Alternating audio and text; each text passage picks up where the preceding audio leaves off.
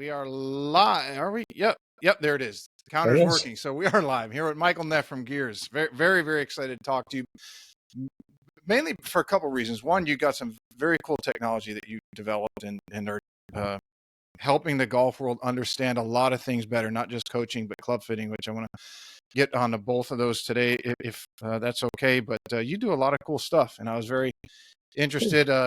Manzella was going to introduce us at the PGA show after his talk over in your booth with Michael Jacobs, but got sidetracked, and there was some problem with the audio, and I think you were working on that, and I had to get running, so I didn't get to meet you down there. But glad we could connect here today, and I'm sure all the listeners and subscribers, or whatever they're called, are going to really take a lot from what we have to talk about today.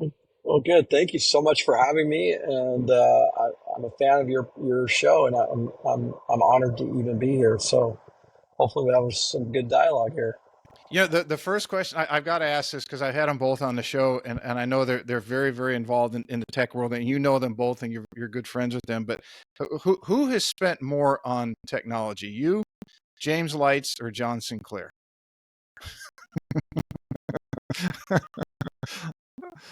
Well, I mean, I think I have probably spent more money on technology than both of them.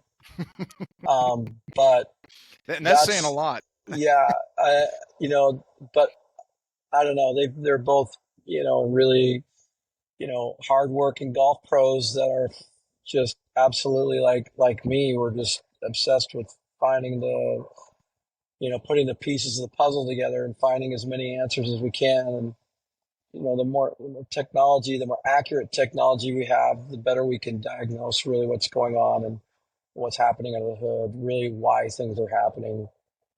And I'm very passionate about it. But I've mortgaged homes. I've mortgaged 2 homes to buy technology in the golf business. My wife is an angel, and she totally supports me in everything I do. And I've been able to pay those mortgages off with the money that I've made off of technology. So technology is always, whether it's been, video equipment or motion capture systems or, golf club measuring devices or whatever. I currently right now, um, we have several customers that you have bought gears to measure their robots. Shrixon, Cleveland, TaylorMade, Cobra, and several of the shaft companies. They use gears to measure the robots, and right now that's my big on my wish list right now, and that's a couple $100,000. So that's the next thing in my world is to buy a robot. So yes, I've spent a lot of money on technology. Yeah. When you do something like that, how do you, in your own head, how do you differentiate between what is something that's a passion and you deeply believe in, and how much of that is weighing it against, if this doesn't work, I could be in some really financial difficult times? Yeah, I'm never gonna do that to my family. I'm not that crazy. I'm not going to buy something unless I'm confident I can get a return on it. Mm-hmm. The beauty thing about gears is that almost all of our customers charge more for their lessons. I don't know too many customers that are charging more for a lesson with a launch monitor, but almost all of my customers are charging more when they use gears. So I'm actually super proud of that we've created a technology that's actually has, generates incremental revenue. Um, and we have a couple of customers that just include it in their lesson. Um, and no, but honestly, I'm not going to stick my neck out that far. I don't want to put my wife in, and I don't make a lot of money, so I don't want to go crazy with taking risks uh, unless I know I can pay it off. But the robot is actually a little bit tricky because it's a couple $100,000, and it's hard to actually make money. You have to do a lot of content. So I've got a lot of content that I'd like to do on the robot, and how to monetize that content is not super clear to me. So that's one of the reasons why I haven't pulled the trigger, but I definitely want one. Fortunately, I can go use all my customers when I need it. And we do a ton of robot work. Um, I just don't want to have to travel to use it. And I'd like to have one at my own, in my garage, my lab. Where I kind of came about that question was, if you look across the spectrum of golf professionals, and a fair amount of them, from what I can tell, listen to the show. And let's say there's a young assistant just got out of school and they're 20 something years old and they're not making a whole lot of money. They can pay their rent and maybe a car payment and maybe eat out once in a while, go on a date. But if they want to get really good, then, and somebody in their area is a very good teacher, but they're $200-300 an hour. I mean, that's a big spend for them. And then they fight themselves on, can they afford that? Even though once they get a few years into their career, they can look back and say, yeah, that was really money well spent. Or if somebody's a teacher and they're looking to get to the next level and they're looking at your system and they don't have a club support, then they have to, okay, I need to make this decision to do that. And it's maybe I'm a little financially strapped at the time, but I'm going to go ahead and do it. You seem, in doing some homework on you, seem like somebody who always believed in, this is what I'm committed to, I'm going to go ahead and do it. But you seem a little calculated and say, yes, this will have a return on it, where I'm not just going to throw something out there financially and not know how I'm going to recoup the finances from it. So it's a dual thing going on. So I guess that's kind of where the formulation of that question came, because it seems like us in the golf business, you're right. We don't, not all of us, not many of us make a whole lot of money. And to whatever level you're at, if it's a few $100s for a lesson, or if it's tens of thousands to buy a piece of equipment, or if it's you buying the next piece of technology, it seems like there's always that little bit of, gosh, how do I make this happen? Because this is my thing, and this is what I really do and love. So hopefully that'll help some younger people out there, that they can look at you and say, well, Michael's done this at the highest level, and this is what he did, and I think I can make that step. Yeah, so some of you might remember the system called the A-Star system. There wasn't that many, but basically it was a dual camera, kind of a rolling mobile TV Mm-hmm. video analysis system. And it was like 1992, I believe, 1993. I was at the Oregon Golf Club. I was living at home. My salary was $20,000 a year, and I was the first assistant, and I didn't have any lessons. But I was teaching at the previous club that I was at. I started teaching, and I started really being passionate about it. And I was so passionate about wanting to be very good. I don't know how you become the best instructor, but I really wanted to be good. And it mattered a lot to me. So I went to my dad and I said, Dad, can you co-sign on a loan for me? The A-Star system's $20,000. This is just 2 cameras and a computer. And, how much that's changed, but it was $20,000. And he said, yep, I'll co-sign on this for you. And so I was fortunate that my dad was able to do that, but I actually bought a piece of equipment that equaled what I made that year. By the end of the summer, I paid that mortgage off. Wow. So in 3 months, I was able to generate enough lesson revenue to pay that loan. And that was a really powerful experience for me, because I set up this tech out on the range, and I was just booking lessons like crazy. Just like, what is this? Well, this is going to help us look at your golf swing in a way that you've never seen it. We're going to be able to figure this out, And I'm also good at sales, and but I just don't get it. Like, if you look at most of my customers, we have, of the top 100 golf pros in Golf Digest, what do we have? 40 of them own gear systems. Mm-hmm. And, internationally, we have almost all of our gears owners are, teaching tour players or are winning awards at every level. Most of my customers are really well decorated golf pros, and most of them have had 3D experience before, and they basically said, look, I need gears because I want to know more. I need to know more information. I want to have the best. And so that, to the young listeners, like, if you want to be really good at something, you got to invest in yourself, and you got to learn, and I didn't know what, internal and external rotation was when I was a PGA apprentice at Bonneville Golf Course in Salt Lake City when I was 23 years old. I didn't know anything. I didn't know what ulnar radial bead. I didn't know any of that. I had no idea why the club did what it did. I didn't understand ball flight. I didn't understand spin.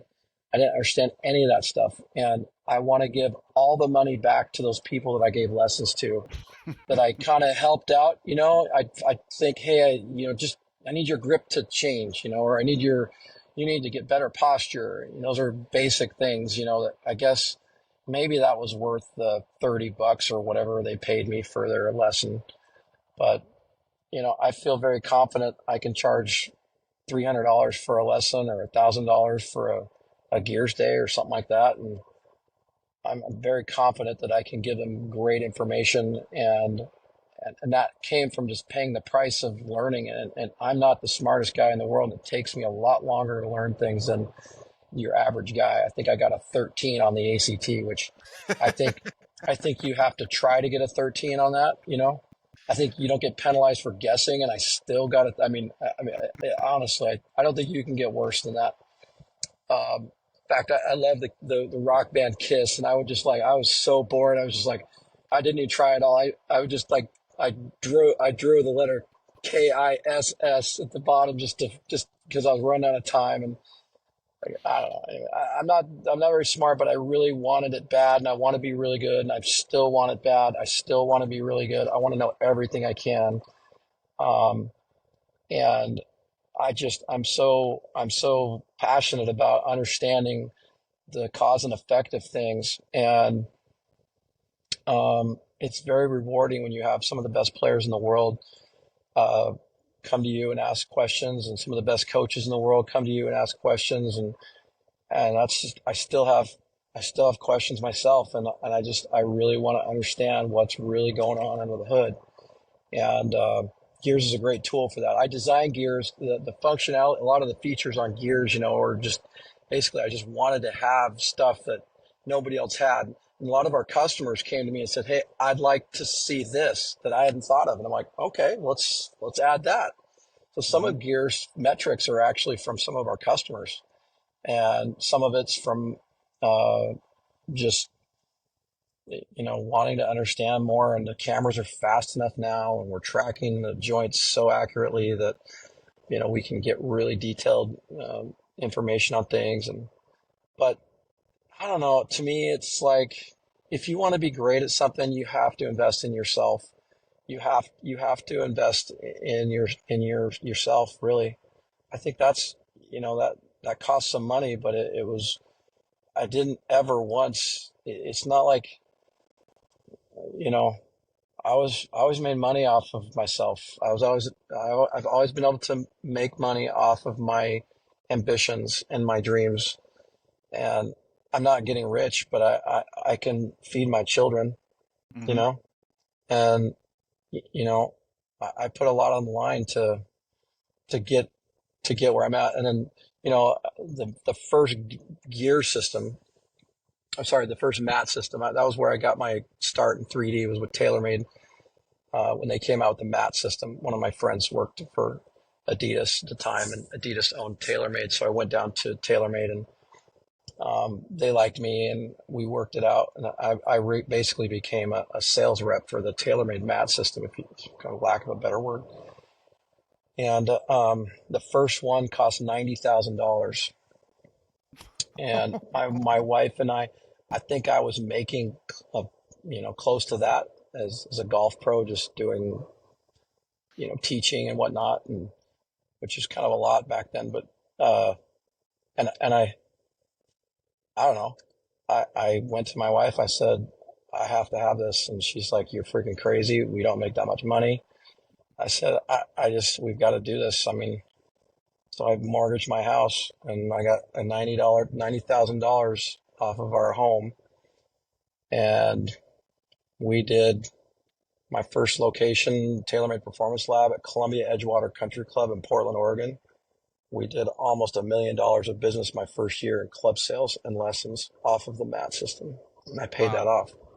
So it's like, I don't know. I just think when you have when you're passionate about something and you really want something that people can see that, if you really know what you're doing, if you can like diagnose well and people get better, there's going to be a line out your door. That's all I have to say to the younger guys, the younger crew, the guys that are listening, golf pros that are interested. Like, if you really want to line out your door and you really want to be good, you got to do the work, and you got to help people get better. And if you diagnose well, people will get better and you will have a line out your door.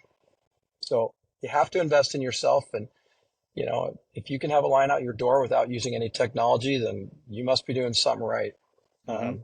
But most of the people that I know invest heavily in the best professionals that I know that have the most success, both, awards wise and financially. They've invested heavily into tech because So it just helps. I guess that would be the genesis of this your story would be when you got that system, and then where did it go from there? Yeah, so basically, the company that made the mat system for TaylorMade is a company named Motion Reality Inc. And they're out of Marietta, Georgia. And they got an agreement from the government to do defensive, like military grade kind of optical tracking for, strategic, combat kind of training. Mm-hmm. And there's a lot more money in that than golf. So they basically just shelved the golf product, and that left me without something to sell. So I went to OptiTrack, which is the largest optical motion capture company in the world now. It wasn't then, but it is now. And Gears was born. And I've sold more motion capture systems, golf motion capture systems, than anyone in the history of our game. So you take the amount of motion capture systems we sold Gears and the TaylorMade mat systems.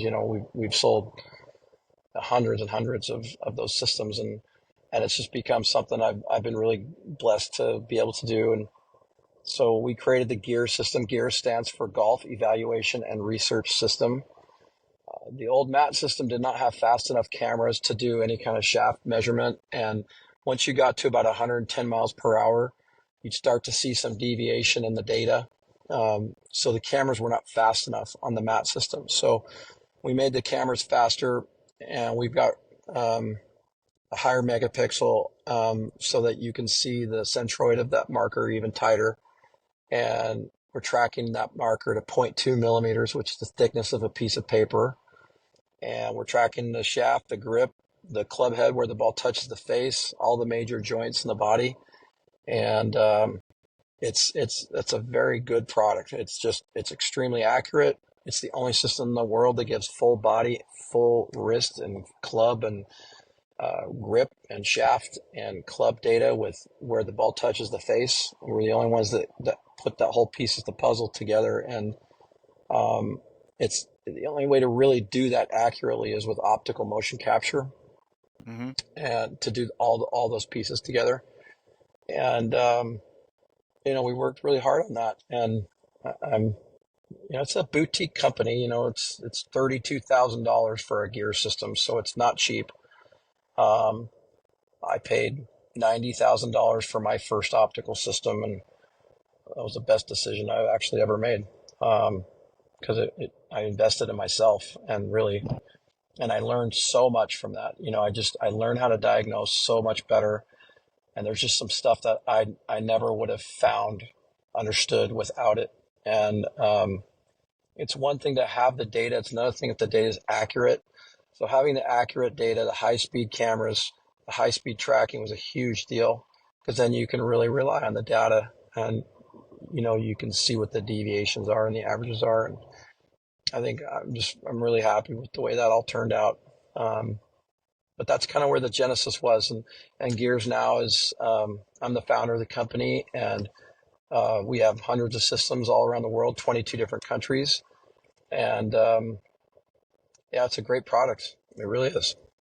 Yeah, I think if I'm not mistaken, Chris Wyckoff from Swing Fit Yeah. here in the island has one, and I had Chris on the show, but he had before he came on, he asked me, he said, "Why don't you come down and check out this whole system we have?" And it was very cool. I mean, I was like a kid in a candy store. I had heard about it, but I had not seen it before, and put all the stuff on the suit and And he said, "Give me your club," and he puts all the I don't know the technical term. I call them electrodes. They're just reflective markers. They're Okay, retroreflective markers. There's nothing electronic inside of those. but I thought it was very fascinating and cool to see your body move in the club and what it's doing throughout the entire swing. Uh, so that was my introduction to it about 2 or 3 years ago. Cool.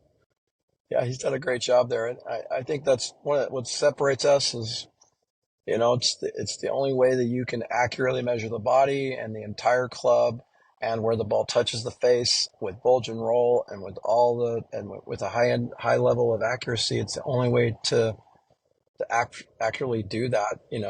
Radar has strengths, but it also has weaknesses. Markerless systems have strengths and weaknesses. Our system's weakness is that I have to put markers on the club and on the body. And I can't, go out on the range when it's raining and get data. I can't get the cameras wet. Mm-hmm. And the other weakness is that it's expensive, and the strength, I have to calibrate the club, which nobody does. We're the only product in golf that actually calibrates a golf club so the system knows what it is and knows what it does. Because really the difference between those two things is the journey. And that's what golf pros should be focusing on, is what's the journey happening? What is it? What did it do? And what's the difference? And we're the only ones that calibrate a club before it gets measured. And so that And how do you do calibration that? process, that calibration process is really, it takes a couple of minutes to do it.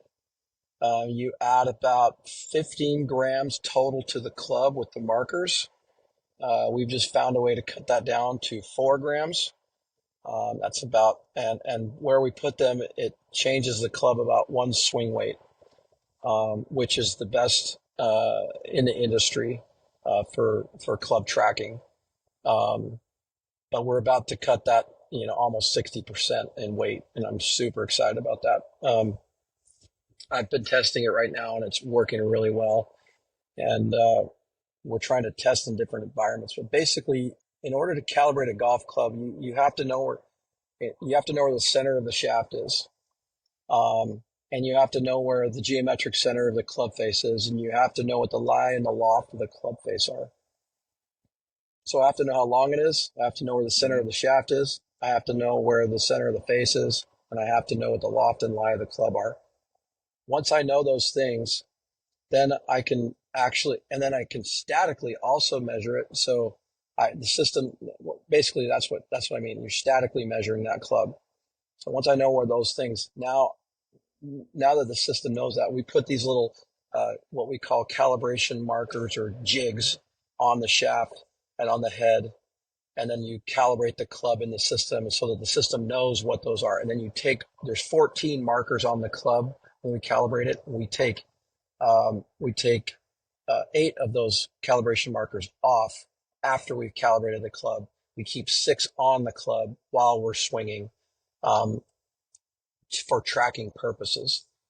And once we know so then that's kind of what separates us. So launch monitors will tell you what the club did Mm-hmm. at impact, and they try to tell you what it does pre and post impact for a little bit.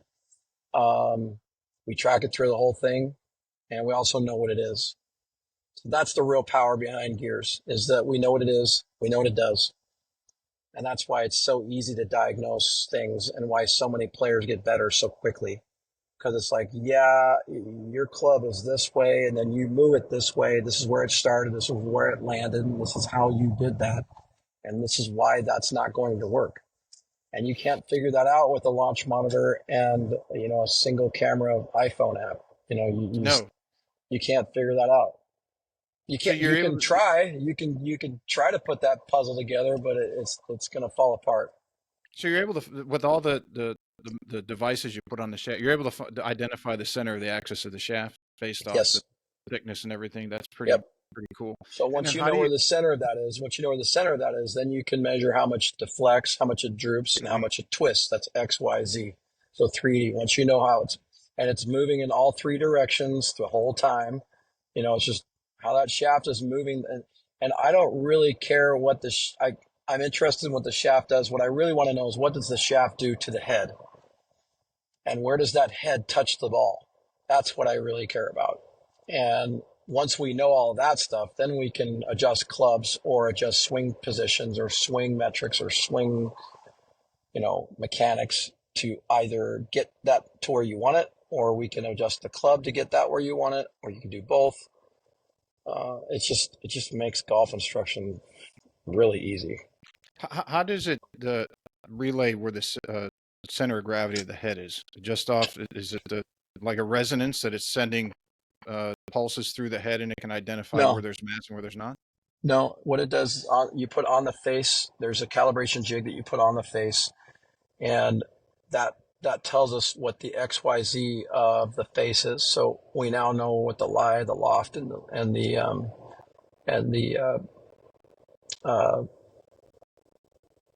uh, where the center is. So you have to actually figure out where the center of gravity or the geometric center of gravity.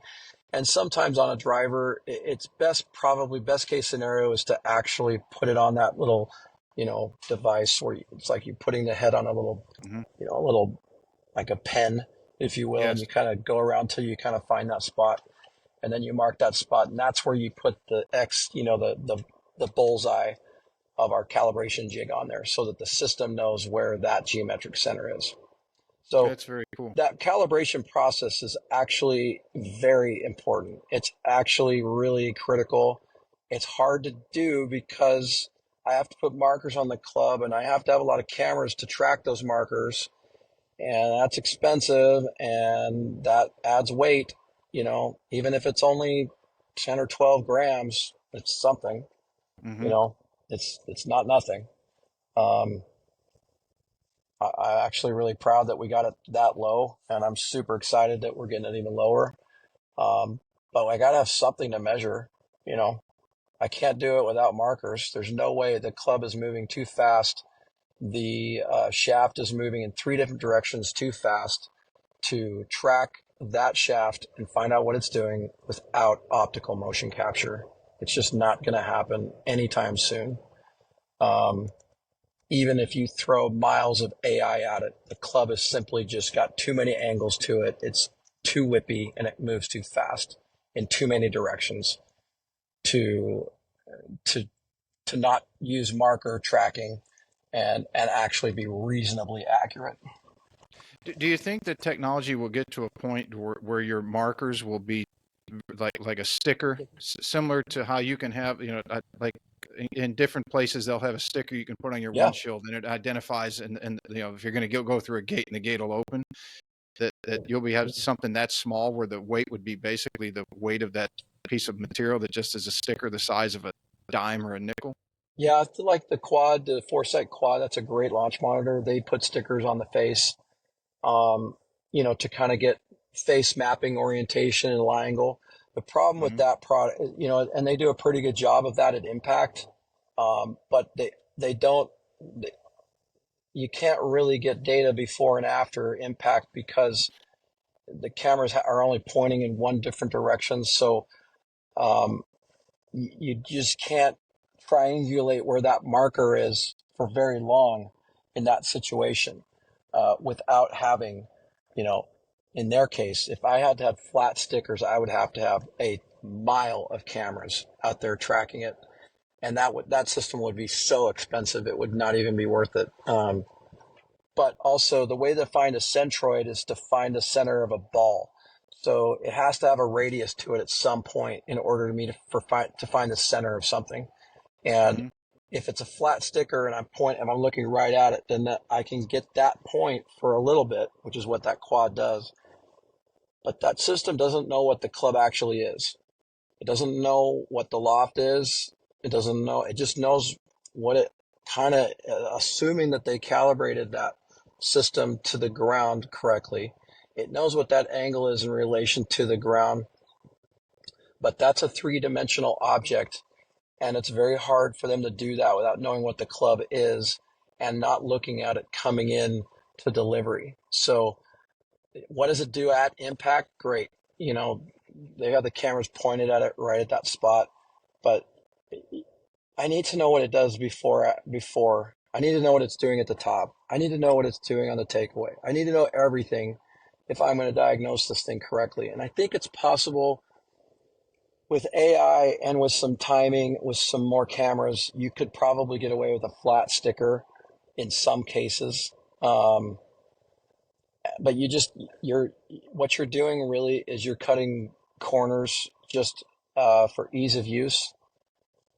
We've got the weight of these markers down so much that it's not influencing this new marker that we have. I mean, I'm like, a total of like what 2.5 grams. I mean, that's really low. Mm-hmm.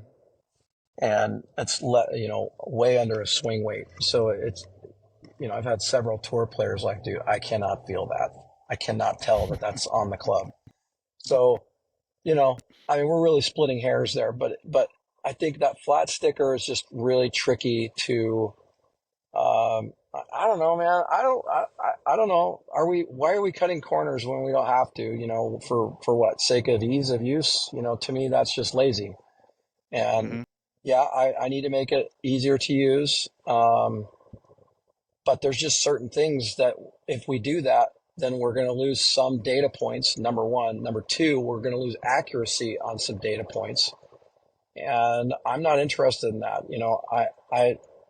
I'd rather do the work and make sure that I've got accurate data than to just guess.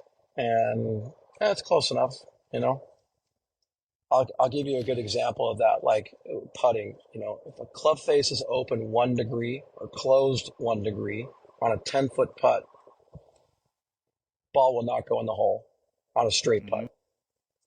And 1 degree is not a lot. So if your deviation on your system is more than a degree, that's not going to be good data for you to teach off of. It just doesn't. Maybe for a beginner that's trying to get from 3 degrees down to 1 degree, you might be able to get a little bit there. But I'll tell you what, man, you put a tour player on there, anybody that like is looking for really answers, uh, you know, they might come see you once, but they're not coming twice. No, not when it's their livelihood at stake, and the Exactly. competition level is so. I mean, if the difference is a quarter of a stroke around, um, 1 degree in their world is a lot. Yeah, and everybody kind of poo-poos that, like, oh, technology, the game's more feel, da da da da. The Bramble Chambleys of the world are just really out there preaching, hey, it's a field game. There's too much technology out there, and you still have to go play. And I get that. I think there's definitely some of that, but there's a reason why we have better golfers now at all levels than we've ever had, ever, and it's not close. Like we have better golfers now. There's kids on that Corn Ferry tour that would have beat the lower half of the PGA Tour 20 years ago without even, with no question. And Mm-hmm. it's just because they grew up with tech. They know what path means. They understand what face to path means. They know what an angle of attack is. They know what spin loft is.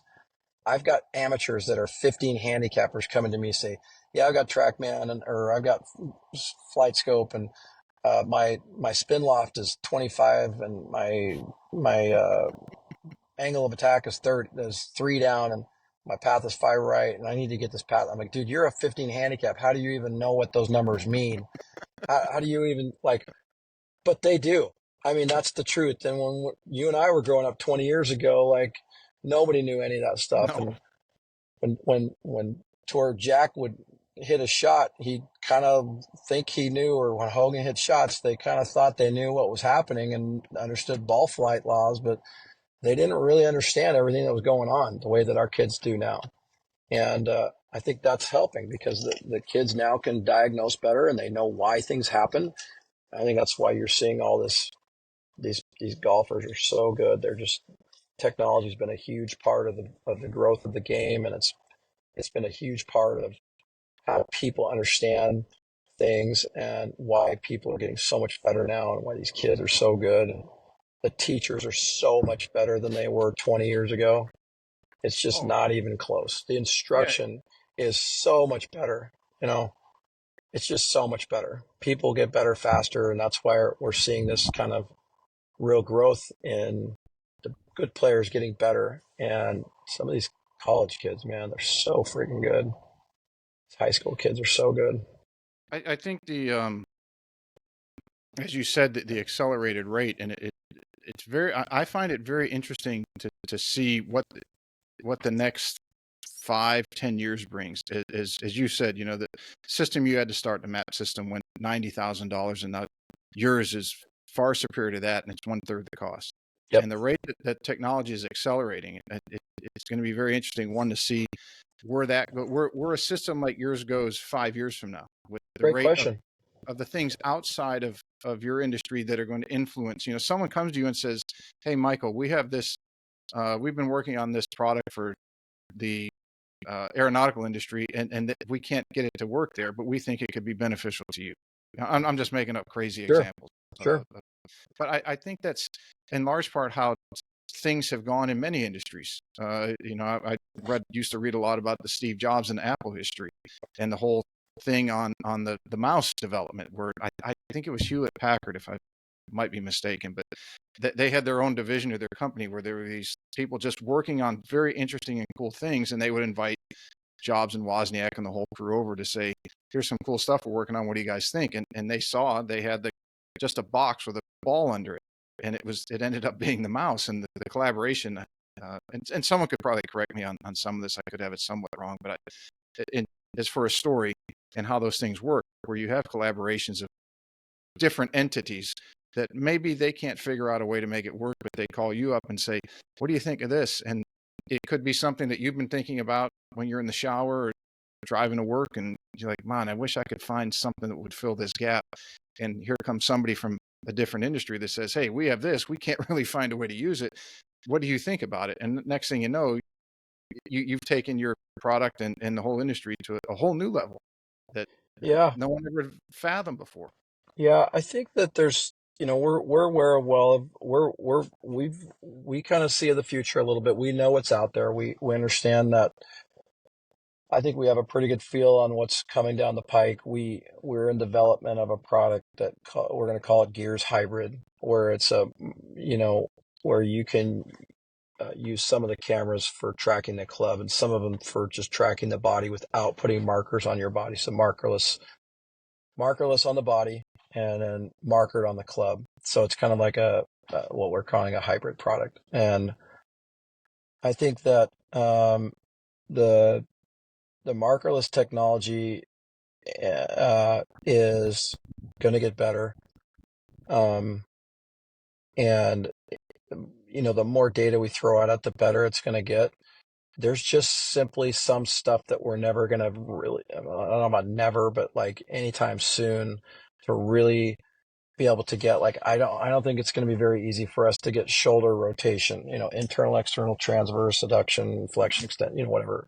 I think it's going to be very difficult for us to measure the shoulder joints without markers anytime soon. Also, the wrist joints, ulnar radial, supination, pronation, flexion, extension. I think that's very difficult. Elbows are difficult with markerless.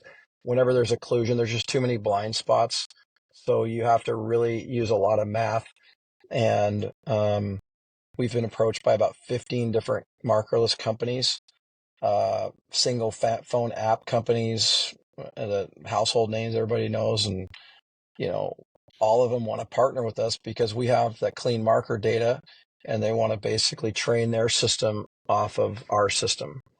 So if using AI, you can train, if you have the Gears data and 2D data going at the same time, you can kind of train it. And over time, if you have enough training, you're going to get pretty close.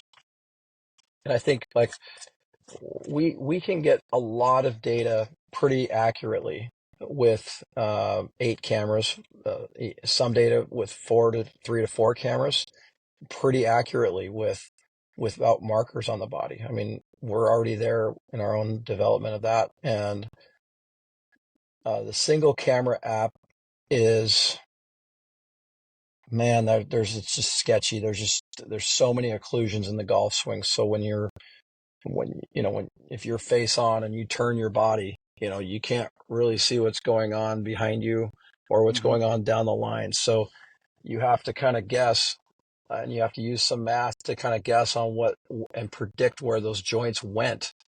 And that's kind of where things get really dicey, and those systems have a very hard time getting accurate rotational information. Um, and depending on what angle you're at, you might get some stuff one angle okay, and then other stuff is not that good. So because there's so many blind spots, you're only using one camera, you're really restricted to accuracy. And I think that as the cameras get better, faster, um, better pixels, uh, better focal, higher megapixel, better focal, and we understand the backgrounds a little bit better. We can predict things more. It's going to get better. But I mean, I just, we're not there yet. And, I just don't think we're there yet. And we've also got this club, which Mm-hmm. I don't really understand the value. I still have a hard time with this. And I think maybe it's just because I've been looking at it for so long, but I don't get the value of having 3D body data without club data. I just don't get it. I mean, so it tells you that you swayed 4 inches. Okay, great. Well, what did that do to the club? Well, my launch monitor told me what it did to the club. It told me that my angle of attack was 4 down. Well, how do you know that 4 inches of sway, where that came from? Was it, if the path got more right from 4 inches, what if the handle coming, mid down, what if the shaft was out and you slid 4 inches just to get enough path, but the club wasn't that long? So, what's the difference between a driver and an iron? Like, there's so many questions that a launch monitor cannot answer. So if you're trying to like just use a 3D body system data, but you don't have the club delivery data or what that motion does to the club throughout the whole swing, I don't really get the value of it. Maybe it's like, hey, okay, that kind of helps me a little bit with this metric. I can't, it's good enough. That's all I can do right now. And that helped. Okay. But, Mm-hmm. did it really help? I mean, did we get all the answers there, or are we still kind of guessing? Is that problem going to show up tomorrow? Like, what did I time it good today, or what really is happening? So personally, I need to know what the body's doing to the club. I want to know what the body does to the club, and I want to know what it happens. I want to know what it does to the club throughout the entire golf swing, and I want to know where it started, and I want to know where it landed, and I want to know what the body did to it. And that if I know those things, I can diagnose really quickly and well, and people get better fast. And that's what I'm interested in. Yeah, as you had mentioned earlier, that there's so many better players now, and coaching is better, and everything is better, and there's no doubt about that. Because if you go back many many years ago, um, and I learned, I was in club fitting back in when I got done playing. I had gotten So into club fitting. I'm getting out of my car, sorry. You're good. Um, when I got into, did club fitting for about 3 or 4 years, and I learned from a guy he was exceptionally good at it. And this is when the launch monitors were really starting to get their push, around 2006, 2007, 8. And he said, let me understand this. You want me to base the entire build of a club or somebody's swing based off only what happens at impact or a few inches before and after? He said, what about everything else in between? And I had some very respectful but in-depth debates with some guys and some girls who were top 100 coaches who were very, very pro launch monitors. And they said, well, you're just anti-tech. I said, I'm not anti-tech by any means. But what I'm saying is you can't tell me everything about that you need to know about the swing just off how the club hits the ball. Or again, a few inches before and a few inches after. And they said, well, this is science. This is physics.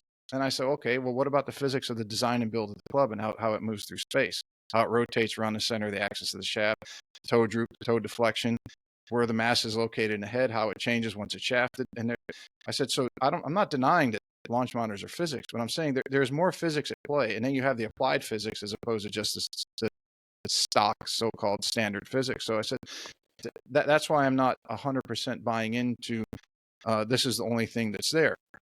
And the interesting thing was, so my brother he did all the fitting for the International Junior Academy back then. And we're in Hilton Head area. And this guy that I was working for, he would come down and he would do fittings. And because it's more or less a small area, they would either call my brother or some of the people he knew would go over and they would get on the TrackMan and they would go ahead and hit their new clubs. And so long as they made a somewhat decent swing, the numbers on the TrackMan came out spot on. And everyone's like, I don't know how he fits clubs to get the launch numbers, the spin, everything else right where they should be without using any technology. And to me, that was somewhat interesting and fascinating at the same time. But your system, again, as you mentioned, takes into account the entire system, the body, the club, where it's moving from start to finish. And as you said, you need to know what happens in that entire process and not just what happens as the club's coming into the ball. Yeah. So, I mean, doesn't that make sense? I mean, I It think only makes sense. we can guess a lot, and we guess a lot out there. There's a lot of guessing going on, and sometimes that guessing works. I mean, how many people do you know of that? Sorry, I'm doing this. So, how many people do you know of that? After their lesson, the student comes up to them and says, dude, that was the worst lesson I've ever had. I'm never coming back to you anymore. I did not get better. Um, uh, I'm out of here. Like, how many times does that really happen? And so we as instructors, when we maybe don't have our A game on, our customer bails us out. Maybe we have a good personality or something like that, and our customer bails us out like, I just didn't have a good day today, or whatever. Is it possible that we just didn't diagnose it correctly, Without a and that doubt. with that we just had an off day, or it's a hard swing to diagnose, or it's a hard to whatever that might be. But like I think the best instructors out there are diagnosing very consistently and very well, and that's why they can charge what they can charge. I think it's that simple. I think the best instructors make a lot of money because they're good at diagnosing stuff. Yeah, and So the doctor is the same way. Some of the best doctors in the world are at some of the finest institutions for a reason. And I think that whether you're a doctor or you're a golf coach, as far off the spectrum as those two might be from each other, they're both diagnosticians in a large sense. sure. One's diagnosing health or an issue, and the other one is doing the same in a different manner. But uh, and that's why I have told people you can't just rely on technology to tell you everything. You have to understand technology is absolutely phenomenal at diagnosing things, but you have to know how to apply the results that it's giving you in order to determine the cause of the problem. You can't just say, okay, your path is in out X, so I just want you to have the feeling of swinging more to the left. Well, yeah, that is correct technically, but that's not just necessarily going to make somebody hit the ball better. Yeah, How, they might hit a couple good, and that might be the right direct. Yeah, our path is better now, but how did that change the face angle? What did that do to the lie angle? They might hit a shot perfect that hooks because the lie angle is now really upright and the coach might diagnose that as a pull when really it was a straight ball, but the lie angle, the face was closed because the lie angle was upright, not because it would twisted left. mm-hmm. So, I mean, there's a lot of things that I see misdiagnosed at the tour level. I mean, this is at the tour level, these tour coaches that are very good instructors, and even I do. I have bad days too. I mean, the golf it's hard, but it really does help if you know what you're doing and you got solid tech to validate what you're doing. And I guess more important than anything is your customers will buy what you're selling. I mean, if you can help your customers understand what's going on, they're going to keep coming to you. Period. Yeah, you're solving a So problem for that's them. you're solving a problem, and I think it's just so golf. You still have to get the ball in the hole. You still have to learn how to hit it in the wind. You still have to learn how to flight it on left or right wind. There's still things that TrackMan and gears and other tech can't solve you still have to go play. You still have to not get nervous. You Yeah, still the have to human be a element. competitor. There's a human element to the game. So I'm not saying here that I'm not on my technology platform saying that it's everything because it's not, but it does It does answer a lot of questions when you have things like, hey, my driver's going dead straight, but my wedge pulls straight left. And when we hear, oh, you just had, maybe it was just me, or I just, I had a bad swing that time. Well, are you sure about that? Why does Yeah, your it's three not iron, always. why can't you turn over your 3 iron, but you pull your wedge? That was a bad swing. You sure about that? It's not You always the know, archer. is it possible that golf club might be a little off, or that the shaft's drooping more with a 3 iron than it is a wedge, and the face is more open, and it's just I mean, I've seen some pretty bad instruction in my life, and some of it has been from like the players starting to hit these making shots, the ball's hooking, and the pro just says, you need to weaken your grip, you know, just weaken But your you know, grip. you know And the the other one first that gets. one, yeah, it doesn't hook as much. Yeah, I weaken my grip. Well, what's that going to do to my 3 iron, right? So It's, now, you know, now you taking the most invasive thing to do in a golf swing is to change someone's grip when really it could have been just a lie angle adjustment, or it could have been an alignment thing. And I've seen that so many times where golf pros are changing grips, like the most invasive, difficult thing for a student to do, just to kind of fix a little bit of a ball flight here or something like that. I heard, you know, I don't know. I heard something the other day by a famous golf pro. It was like, if your grip is too strong, you're going to have too much pelvis thrust. I'm like, okay, if you say like, so. and I'm talking like this was an absolute thing, like guaranteed. He's like, if your grip is too strong, you're going to have too much pelvis thrust. And this dude is really well known, and he is super, successful. And I got to tell you, like, you might have some players that do thrust with strong grips, but that's no guarantee that if you have a strong grip that you're going to thrust. I mean, to tie those two things together to me is really pushing it, man. I mean, that's sticking you're sticking your neck out pretty hard on that one. Yeah, to So me, I don't know. it almost, yeah, to me, anyone that has a strong grip, under the assumption that that's how they hold the club, that's how their anatomy dictates that they hold the club. Anybody that I've seen to do that would indicate that they're going to have more rotation, more torsional forces in their swing, not more, not more You think hip stiff. every shot player that I know is super rotational. So I mean, to me, and Exactly. you can be rotational and have thrust at the same time, but usually you don't. Most of those rotational guys have negative thrust. And so I don't know, man. Like things like that. Like when I hear things like that, I'm just like, yeah. You sure about that? Like there's just so much. The golf swing is so complex, and there's so many things going on. Like to try to simplify it so much that, and we're trying to do, all of us are trying to simplify the golf swing for people so they can understand, but there's so much going on, and it is important to simplify things for players as much as you can so that they don't have a bunch of swing thoughts going on. Hmm. So good pros are able to take complex ideas, complex thoughts, and simplify them. But that good pro needs to understand the 100 decisions that need to be made to make that one decision that he gives to his players. All right. There's 100 things that go into why you're going to make that decision, not just two things. There's 100.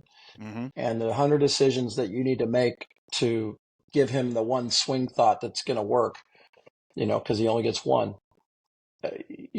That's not, you have to understand a long list of things as why that's going to work and why it won't work and why it could work and what would happen if it didn't happen. Like if you made a change, well, what if he doesn't do it? Well, that's going to cause a different problem.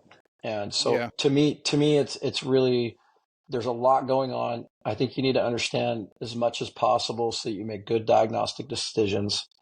And, Gears is really good at that. Really You, good at that. one thing that you had mentioned was, and I'd heard you say it in another, I listened to a couple of podcasts you were on in the last couple of weeks, but one thing that you mentioned, I have been saying for a very long time, and it drives me crazy when somebody says, yeah, I just got this new set of clubs and I got fit, and they come to me, I said, well, where did they set the lie angle? And they say, well, I'm 2 up.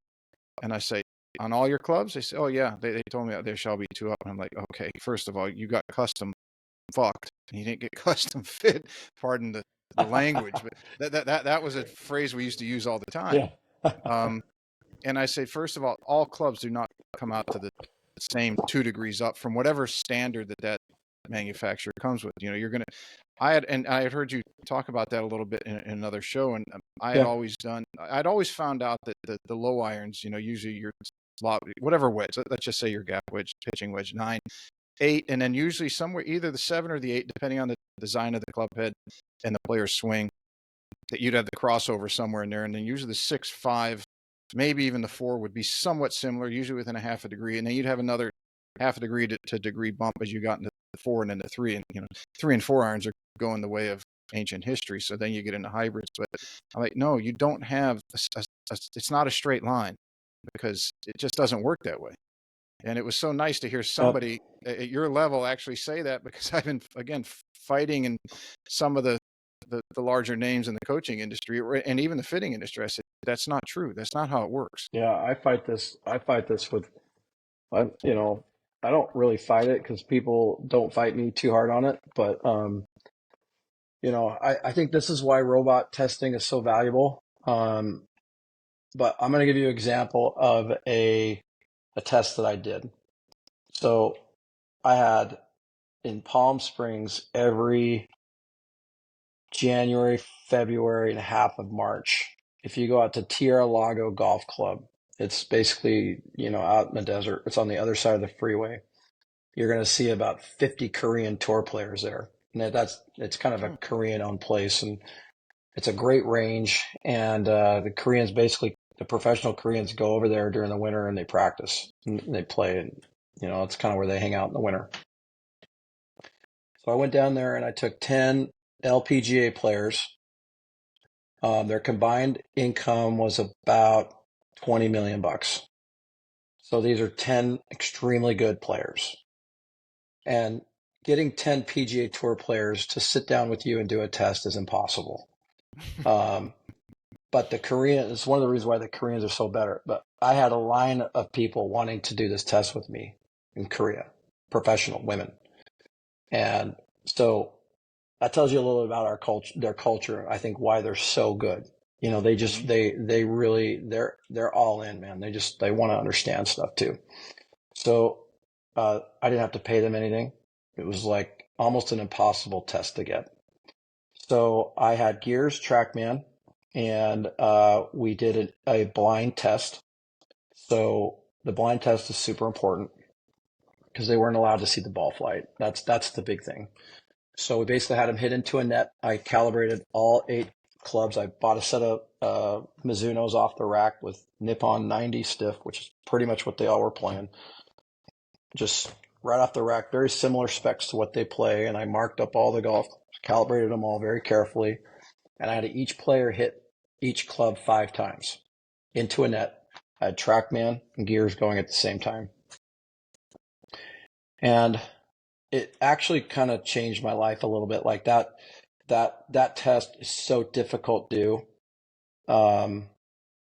That was a really big turning point in my life when that was a big day for me. I think that was a big day for me.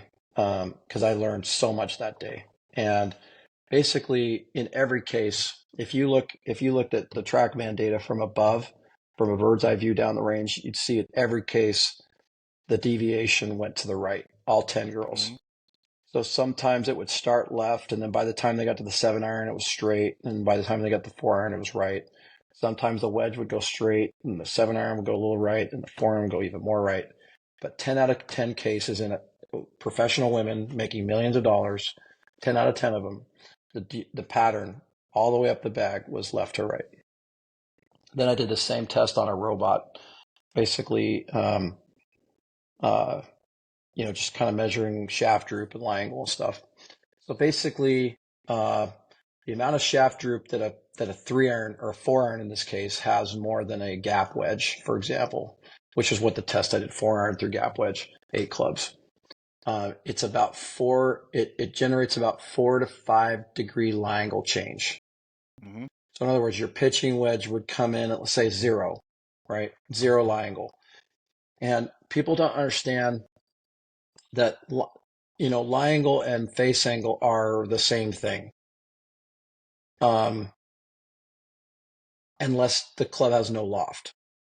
So if the club has 0 degrees of loft, I can change the lie as much as I want. And it won't affect the face angle. It wouldn't change any of this, right? So the more loft the club has, the more important lie angle becomes. But when I change the lie angle, I'm changing the face angle too. Mm-hmm. I think that's something people have. They just think face angle is twisting it this direction, but it's also tilting it. So that's something that I preach from the mountaintops as much as I can. It's extremely important for golf pros to understand. The most important thing that we measure accurately in a golf swing, whether it's gears or anybody else, the most important thing to measure accurately is the club face, period. It's the only thing that touches the golf ball, where the ball touches, what the angles are, measuring that face angle throughout the whole swing. We're the best in the world at it, but it is the most important thing to measure accurately. How is the player manipulating the face angle? Because that face angle is responsible. It's the only thing that touches the ball, and it's responsible for such a huge part of where that ball goes. So in this case of the Korean girls, in every case, that ball would go left or right. And the lie angle change on average was about 4 degrees, 4.5 degrees from the gap wedge to the forearm.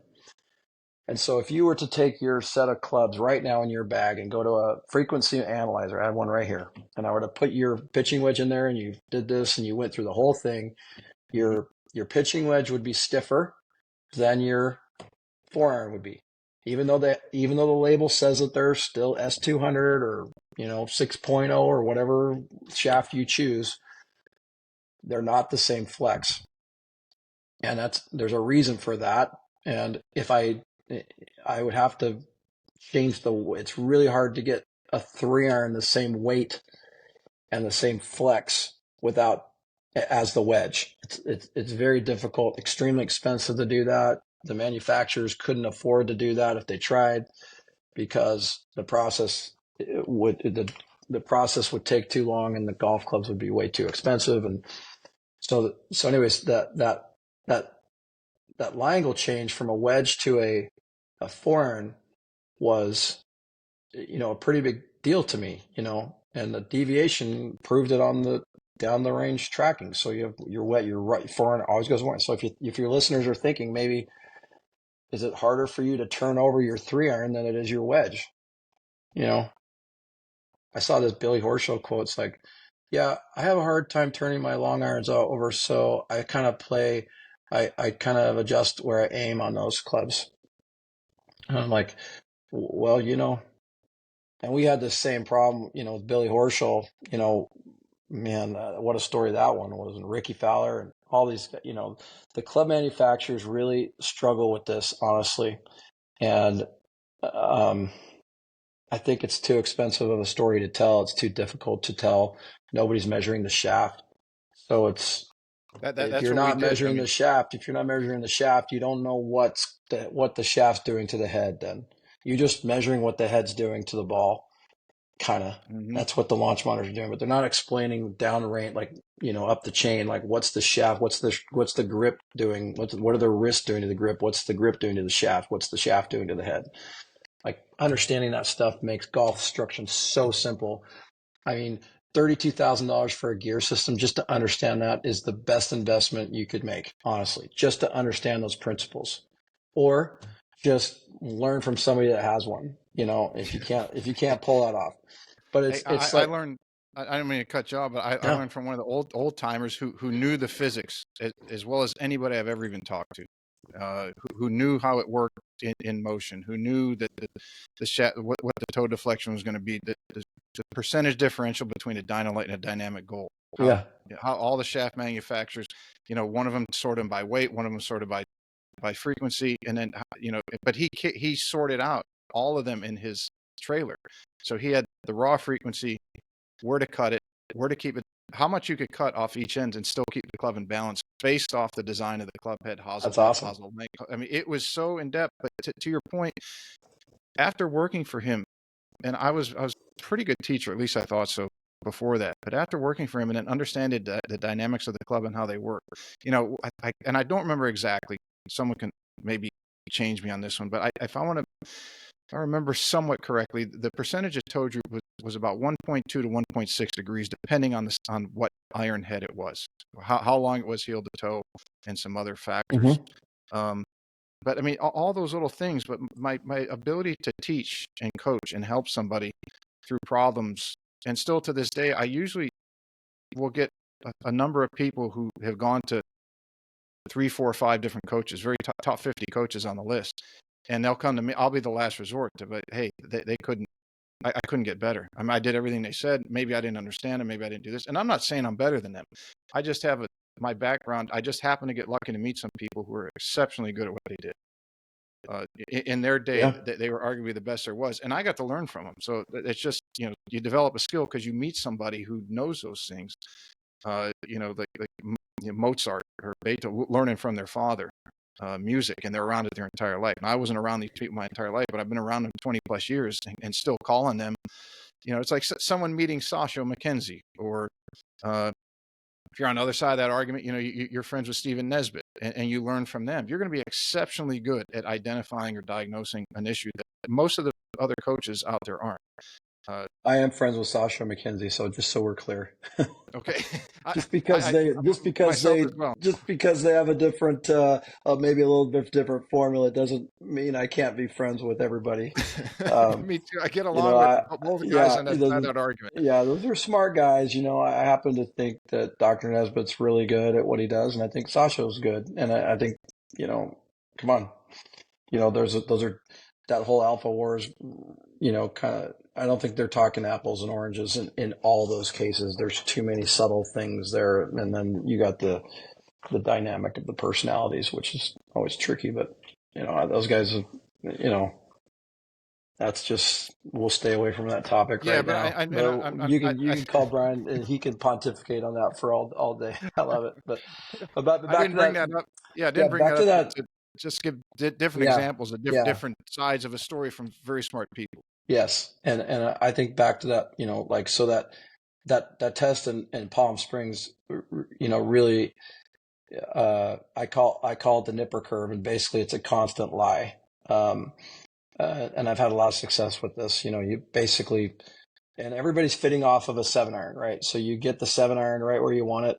And, I hit this perfectly straight at 1.5 degrees flat, and I love it. Perfect. So that makes that 7-iron roughly 60 degrees. Mm-hmm. What I am saying is that all your clubs need to be bent to that number. So pick any club in your bag, bend it till you get the shape of the flight that you want, measure it, and that's pretty much your number on all your clubs, because you have to compensate for the shaft droop, Yes. and that's what's not happening right now. And so constant lies, and I've had a lot of success on the PGA Tour with this. I'm getting more and more people starting to open their eyes to it. But like in the case of Max Homa, he knows that his 3-iron doesn't hook as much, so he just aims for it, and that works too. But I think there's an easier way to do it. I mean, I would love to sit down with, I would love to kind of like, well, what if you didn't have to aim differently and you can just aim the way that you want and it goes straight? What about that? Novel, right? Yeah. Or no, my long clubs they don't draw, or I kind of play cuts with those and I kind of hit a straight ball with my wedges. Well, that's the whole Billy Horschel story, right? He, you know, I got to spend some time with him, and he's like, my wedges are not cutting. My low clubs, they just go straight, and I don't know what's going on, and I can't make a cut. And nobody hits a 4-iron better than I do, and my driver's pretty good, but something's going on there, and I don't get it. And it was pretty quick. Like, yeah, your 4-iron's dead straight. Your lie angle on your wedges is like, your lie on your 4-iron's like perfect, and your lie angle on your wedges is like 4 degrees up, and your 8-iron's like 2 degrees up. So just go bend all your clubs to 60 and keep doing what you're doing. And he's been lights out ever since. So it's like, I think it's, little things like that. Like, the club manufacturers don't really measure the shaft. They're using the ball data to try to fit clubs, and they're doing a pretty good job of that. But I think they're leaving a lot of stones unturned, and I can prove that.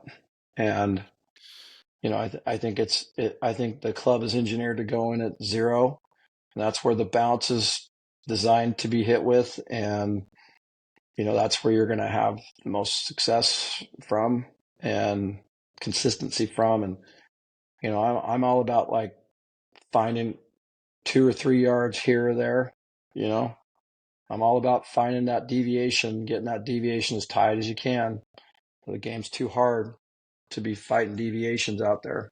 I mean, it's just Oh, there's no doubt. there's too much wind, there's too much pressure. The last thing you There's too want to many do good is players. fight that freaking golf club. And it's hard enough to just go play. So let's fix that. That's an easy. I don't have to change your grip. You don't have to get mad. You don't have to. You just in that case, it was immediate results.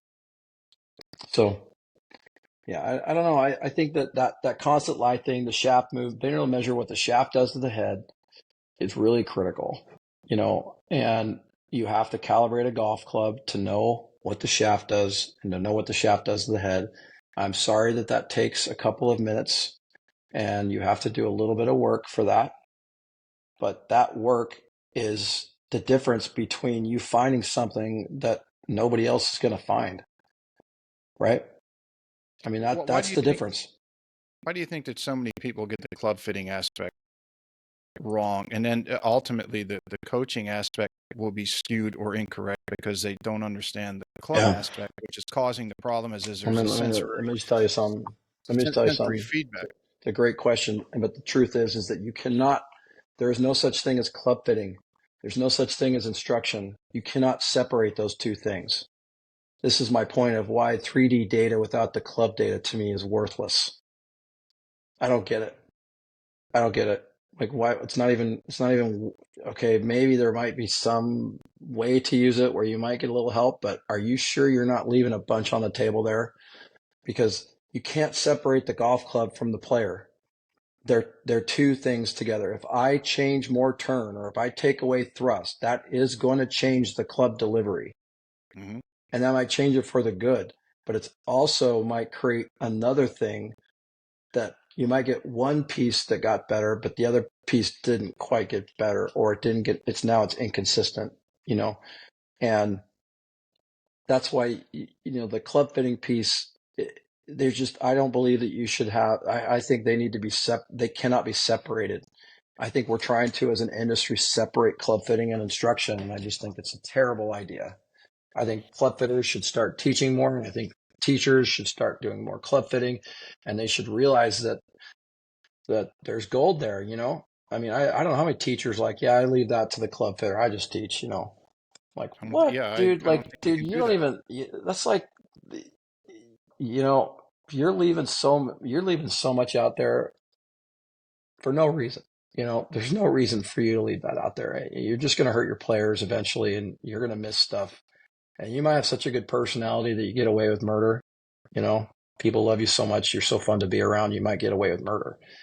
Um, but the truth is that if you're missing that, you're misdiagnosing, and that that's where that's where you know it's so important to diagnose properly, and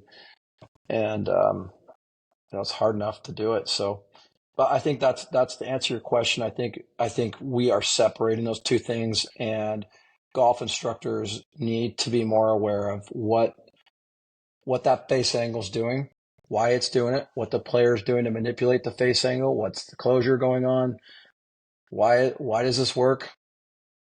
And I don't know how many times I've had golf pros send me videos say, "Yeah, I did this. This player has more flexion here, and that helps him close the face more."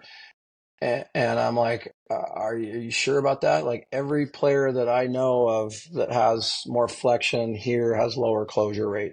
At least that, and I don't see too many players that are shut trying to hit draw. Hang on one second.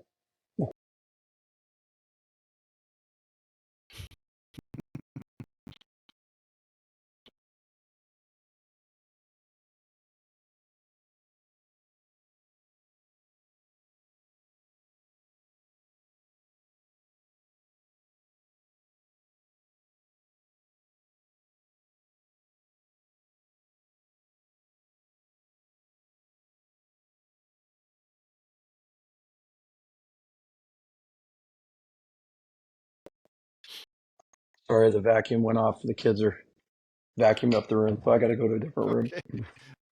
Um, where was I at there? Flexion.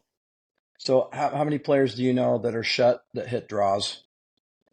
You know, and I literally had a very high end professional tell me like, hey, I shut the face down to get more of a draw, you know, or and that's going to give me more closure rate. And I'm like, okay, yeah, you shut the face. The face is not as open, but are you sure that's really what's going on there? Like that's the piece where I struggle with. Like, it's like, you have to. And I didn't know those things either. I did not know those things before I was a 3D guy. I didn't understand those principles. It's really hard to diagnose when you don't have very good data. And so it's totally reasonable to think that. And nowadays we're getting really a lot better at really understanding what's really going on. So I mean, a good example of this, my good friend Boyd Summerhays, who teaches Tony Finau. He's like, I wanted to shut Tony Finau. I wanted to get he's kind of a little bit extension. I wanted to get him into a ton of flexion. And Boyd loves having flexion. Both of his kids have a lot of flexion, and he likes that pattern. I happen to like it too, for some players. Um, but he's like, I almost ruined Tony trying to flex his wrists like that, just to try to get him into more flexion, and it just didn't work. And I learned I learned a pretty valuable lesson there. So like, why my question? So why did you do that? He's like, well, I figured that was going to help me get better deviation or whatever, because it might have helped somebody else, but there's so many of the pieces of the puzzle that you could really hurt somebody. Martin Keimer, what about that guy? I don't know who his Yeah. coach was, but he was number one in the world. And somebody got to him and said, you have to hit a draw to be able to win the Masters. Somehow they got through that to him, and it ruined his career. He was a steep cut guy, like Brooks Koepka. Steep cuts. You can hit steep cuts, but nobody hitting steep draws, Mm-mm. and No, nobody's hitting shut face draws either. So it's like, if you're going to be one of those shallow, if you're going to go from steep to shallow or lower, if you're trying to be Justin Rose all of a sudden, you better, you're going to have some pain to go through there, and that's going to change everything. Now you bring in two misses. So those are little things like that. Like, I would just caution people to, before you make big decisions like that, you better know what's going on, man. You better understand the power that you wield, and what you really might, you could really hurt somebody if you're not careful. And yeah, in I order to guess avoid that, you got to really know what you're doing. playing a fade or a cut didn't really hurt Nicholas at all at Augusta. So I don't understand the rationale behind Martin's, whoever got in his ear saying you got to play a draw there. Well, I mean, we had that with Cam Smith too. I mean, just Cam came to me right after he lost the Masters 2 years ago, or I can't remember, it's 3 years ago, and his coach is one of my favorite people in the world, and Grant Field, and he had that whole thing of, he's convinced he has to hit a draw off 10, off of 13, off of 2, and he really struggles, and how confusing that is to him, right? I'm like, all right, let's put him on gears, and sure enough, like, he's been trying to get this guy, like, Cam hits a pretty straight 3-wood. He does, the longer he gets, the more shut he gets and across the line. Yeah, he gets across the line with the Yeah, driver. you don't see guys. I mean, he's really working hard on that right now. But if Cam Smith drives it good, it's going to be very hard to beat him. Period. He's so good at everything else. And so we basically just said, look, you're not allowed to hit a driver on right to left holes. If it's or you're not allowed to try to hook it, basically, ever. And he won 5 times after that. Never was under 50th in driving off the tee in shots gained, the rest until he went to the Live Tour, where they don't keep stats like that. So, That Fawcett brings that up quite a bit. I think as part of, I think he calls him the Tiger Five. If you're going to hit it, whatever you hit with your driver, mostly players at that level are going to hit a soft cut or a fade just because of the dynamics of the swing and, the path, angle, attack, and everything else. More men are slightly down on their driver compared to the women. I think you would know better than I would with the data you have. That I think Yeah. men average around 1 to 1.5 down on their driver. Women are pushing 3 to 4 up. So it's very difficult to hit a draw with a driver when you're hitting down on it. Yep. But Scott's whole thing was if you're going to play a fade with your driver and then all of a sudden you get to 10 at Augusta and you're going to try to rip a 40-yard draw, chance of you hitting it in the right woods are very, very high. You Yep. can't just flip a switch in the heat of the moment and hit that shot. Maybe in round 1 and 2, but you get to round 3 and 4 and you're anywhere near the lead, and it makes it much more difficult. Especially if you're shutting across the line, right? Yes, That's it can go left to left in a hurry from there. Yep. Or it's going high right, which is neither of them are good on that Yep. hole. So it's like, why not just take your 3-wood that's much, much easier to turn over right to left and just, okay, you're going to have a longer club in, which would actually go against some of the decade system, but at least you're not making a big number. You're not knocking yourself out of the tournament. Yep. If you're Cam Smith, who's like an amazing long iron player, and he's statistically extremely good with his mid irons, the odds are way in favor of that. So I think that's a great segue into that back into that club fitting thing. It's like, you have to understand like what these principles are. Like the shaft droops a lot more with a driver than it does a wedge, and if you go, that opens the face a lot more. And so if you're playing a really upright driver, that might balance that out. You have to know really what the shaft is doing and what the face are doing to really diagnose each club in the bag. And each club in the bag needs to be treated as its own member of the family. And you have to understand what those good players, these coaches too, you have to understand what those clubs are doing. Especially with junior players who are short and have long arms. I had this kid the other day that's played golf. She plays college golf for BYU, and we put her on gears. Her 7-iron lie angle was 7 degrees toe up at impact, and she's short, right? So on a robot, if you bent the club 7 degrees, it goes like, I don't know, like 50 feet left on a robot with zero path. Lie angle 7 degrees upright. And she has this basically huge drag move, just, raises the handle, drags legs, everything she can to keep the ball from hooking. And I'm just looking at her coach like, dude, what, how do you not like figure this out? Like, really? Like, you're going to let your player do this crazy athletic move, very difficult move to overcome that face and to manipulate that face angle so it doesn't hook, and it's going to slow everything else down. Like, you're okay with that? Like, come on, man, do a little work. Come on. It's not worth being lazy, do a little work, invest a little bit, figure out what you need to do. Let's get it right. Who with all the information and misinformation that's out there today, who would you say should be the purveyor or the educator out there as far as educating a lot of coaches? Because as we've talked, there's a lot of very high ranking coaches out there who are very, very good at what they do, but they don't understand the club aspect of it, and they definitely don't understand how to mesh the two. Should there be an entity out there that takes it upon themselves to educate more people about the two and why they're important and how one affects the other one? Oh, maybe we should start with the PGA of America. Maybe that's the best place to start. And I think they're trying. I don't know though. I don't know. It's been a long time since I've been there. I know that, Dr. Wyron put a lot of work into that. Education is difficult, but, I think some of the universities are doing a pretty good job. Like Penn State's doing a pretty good job of educating. Some of these golf management schools are trying their best to educate golf pros on what's going on.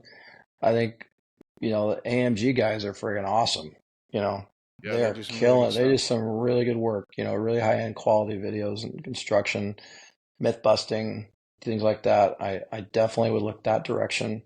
But I'm hoping the PGA of America kind of gets more involved and kind of gets more scientific, if you will, gets more willing to, you know, it's okay.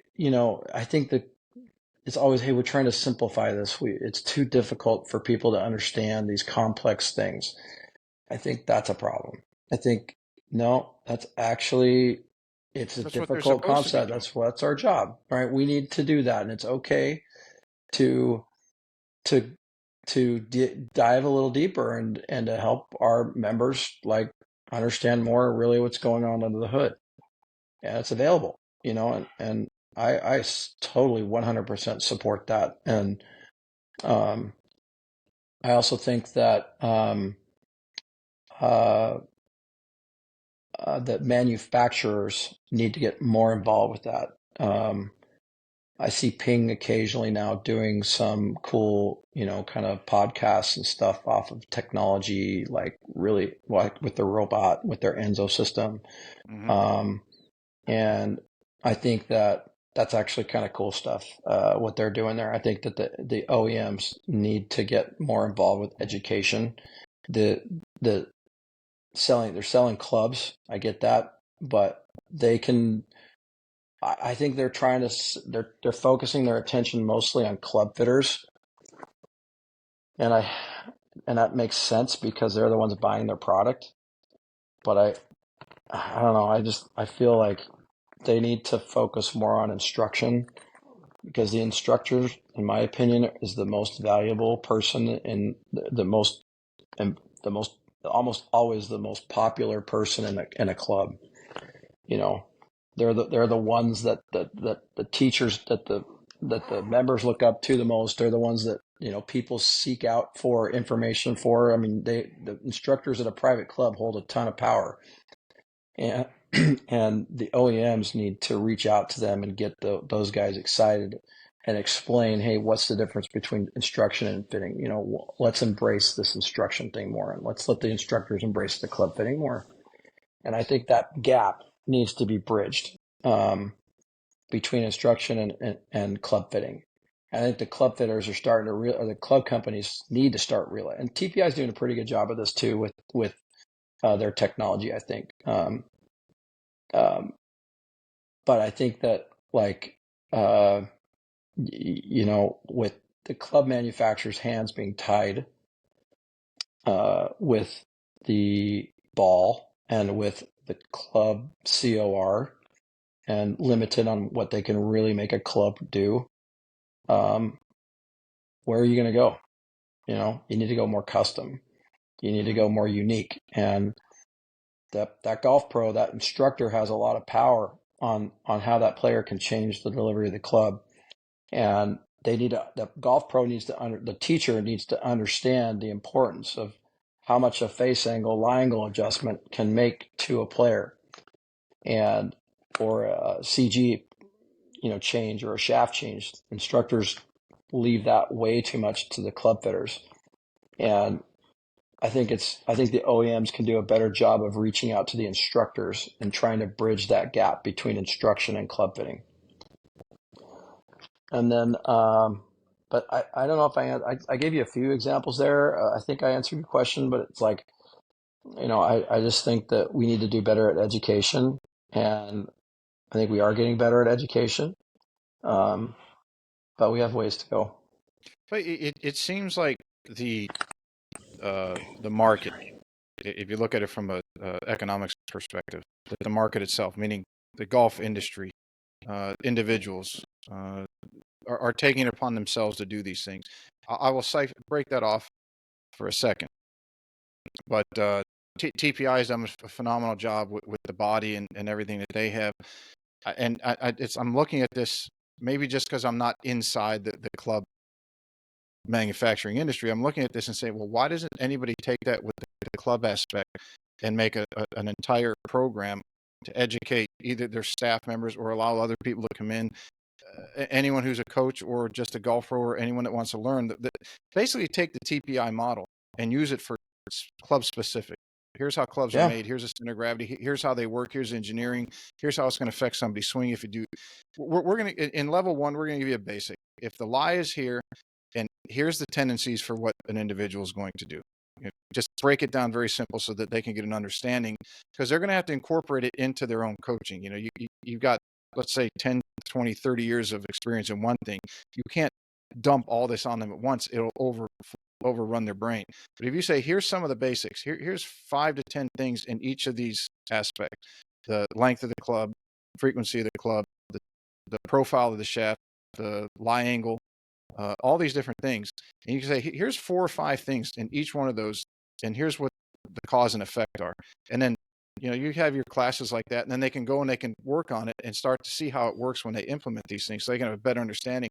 Then they come back for level 2, and you just ramp it up from there. But it's like it's such an opening. But where I was going with, I think the market itself is doing it. Like the open forum, I think those guys do a very good job of exposing people to different topics as far as the golf world is concerned. They're not just doing it on clubs or fitting, or obviously they did the short game this year and had the panel of the group up there. And this is my first year, so I don't know what they had different topics before, but I think small things like that, and I think maybe sections or local chapters doing their own education because they know somebody who's very good. I'd be very surprised if your section up there didn't have you come to talk to the members at different points throughout the year. And if they Yeah, I've been doing don't, you're that. very foolish. I've been doing that for a while, but I think you're right. I think like I know that the OEMs would tell you we are spending money on that. We are doing education. They spend a lot of money going out to PGA Superstore and Golf Galaxy and Dick's. They spend a lot of money trying to educate those guys. What they're doing mostly, though, is educating club fitters. Yes. And maybe they're not trying to do that, or maybe there's it's hard for them to kind of distinguish that too. But I really think that there needs to be more of an emphasis, and I understand why they would do that. I understand that makes perfect sense. They're the ones that are buying the clubs, right? Mm-hmm. But there has to be an investment made into instruction. We had this thing with TaylorMade forever. TaylorMade's starting to get to this. It's kind of an interesting. I love TaylorMade, so they're my biggest customer actually. And the I remember when they were doing the TaylorMade mat system or the TaylorMade performance labs, when we started that, they're like, the whole concept is during the fitting, you are not allowed to talk about instruction, period. This is just that if you start talking about teaching, that fitting becomes a lesson and they don't buy the clubs. So don't do it. Like that was a thing. Like the minute you start teaching, you just lost the sale. And I think that was so short-sighted actually at the time. I never agreed with that, but I understand why they did that. But to me, that's a very short-sighted approach. It's a harvest approach. It's not a plant approach. And I understand that these companies are under a lot of pressure to harvest, and but it's expensive for them to invest and to plant seeds. And I understand why companies are kind of shying away from that. I actually get that. And, it's a club company, everything's getting more expensive. I don't know if you've noticed this recently, but most of the OEMs are backing off on how much they're paying, how much free product they give to golf pros these days. And, It's been happening who they're, slowly over time. you're right. So they're backing off on that. They, used to be able to get PUD from any company, and they're kind of pulling away from that. And I just think that is maybe giving club fitters PUD or cheap clubs or free clubs is one thing, but like investing into social media platforms with other instructors, not just one instructor, but many different types of instructors, and tying into what they're doing and how clubs affect things. And like I don't see anybody talking about some of the things that we've talked about here today, which are so important. And maybe that's because it's super expensive for the OEMs to do that, and it's just too difficult of a story to tell. But let me tell you something that matters. Like Like that test I did with those Korean players, right? That 10 Korean players, That's right? huge. They That's could do massive. that. They could do that with their eyes closed. They might have already done that, but like being able to blind tests, and they pay these guys a lot of money, but it's hard to get that test, quite honestly. But I can tell you that people I know who were in the OEMs and were working their way up. That it's mind-boggling how some of these companies, that the people making the decisions, not necessarily the people at the top, but sometimes them as well, but the people in between them and the ones doing the majority, the grunt work, that are on either the reps or one level above the reps, is that it's either extremely short-sighted, as you mentioned, and they're looking, and I understand that they're a business and they have to have a return, but at some point you have to invest in, as you you have to did. plant. If we go back, You have yeah, to we go back to plant, the beginning. dude. You You have to can. invest in It's easy to yourself. hard. It's easy. It's super easy to harvest. It's super Hmm. hard to plant. And they're not looking at the long term and say, okay, Yeah. we're going to set a number year plan. And I not to promote them at all, but I was very impressed because Titleist in the driver department was lacking for a long time. They built a very good driver, and they were Yep. always, from my experience, they were always worried about cracking faces, and they really didn't have any faces cracked. But they also were lagging in the distance department, That's exactly and right. they had a video series on who they hired, brought him in, and then now Titleist has worked its way back into the foray of being a I don't think they have the reputation yet of being a distance driver, but at least they're getting into the hands of a lot of the top players in the world who are not worried about, I'm going to be giving up X amount of yards anymore if I play their driver. So I thought that was a commitment, as you said, to the planning. And I mean, the models are there. The proven theory is there, and that these other companies aren't doing it. I don't know if it's a disconnect between the people who are making the decisions, or who are, that they just don't understand that concept. Yeah, well, Maybe it's so simple. I honestly just, they're not incentivizing. Like the AMG guys, the great example, right? They have millions of followers. They're talking about Mhm. really cool stuff. They went to every OEM and nobody would even give them a 40 off PUD deal. I mean, Sean Webb is a top 50 instructor and he could not get a club deal. That's amazing. Titleist just stepped up and they hooked each one of them up with some free clubs. And I think that's it. Like, those guys should be getting paid by Titleist or by Ping or by TaylorMade. That's how, like, they'd call these guys like, oh, we're out of money. We don't have any money left. Like, we can't do this. I'm like, dude, these guys have millions of views. Yeah, you know Like, the amount of advertising that's worth. I mean, come on, like, give them a friggin' free bag, give them a hat, something, like I'm glad Titleist finally stepped up and helped him out, but it's like, come on, man. I mean, that's the guys you want to invest in right there. That's the kind of guy you want to invest in. Hmm. Or, like James Lights is the only golf instructor in the world that's on the top 50 or top 100 instruction and top 100 club fitters. Now he lives in the middle of nowhere, and he's one of my best friends. He's a great guy, but He's a great guy. he's, but I mean, that's the kind of guy, he needs to do, James needs to do more content. I think that would help him a lot. But I mean, that's the kind of guy. TaylorMade invested in him and is helping him out. And that's the kind of guy you want to invest in, somebody that's really doing their homework, somebody that's really working hard and that's doing a lot of content. And, I think that's changing though. I think that's the kind of stuff I see that Ping is doing some cool stuff with Andrew Rice. And I've Mhm. never met Andrew Rice before. And but I think what him and Sean Fredrickson, Eric Henriksen, I think is his name. Yes. Um, uh, they are doing some action. Ping's doing a pretty good job with him doing some cool content. Like, I think that's the companies need to embrace this instruction thing more, I think, because they're running out of tricks. The club can only do so much, and people are pretty much going to start to figure out sooner or later that, man, this didn't go a whole lot farther. There's no more 17 yards, right? And there's no more that ship has sailed. So And what think, can we do? We can do a lot of custom stuff. We can do a lot of diagnosis. Let's diagnose something.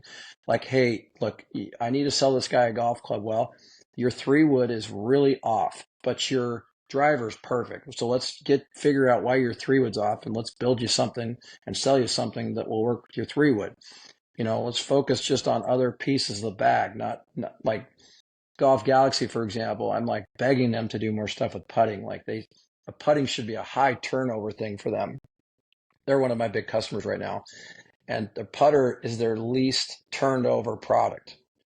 And that should be like one of their highest turnover product. What garage has more drivers in it than putters? None.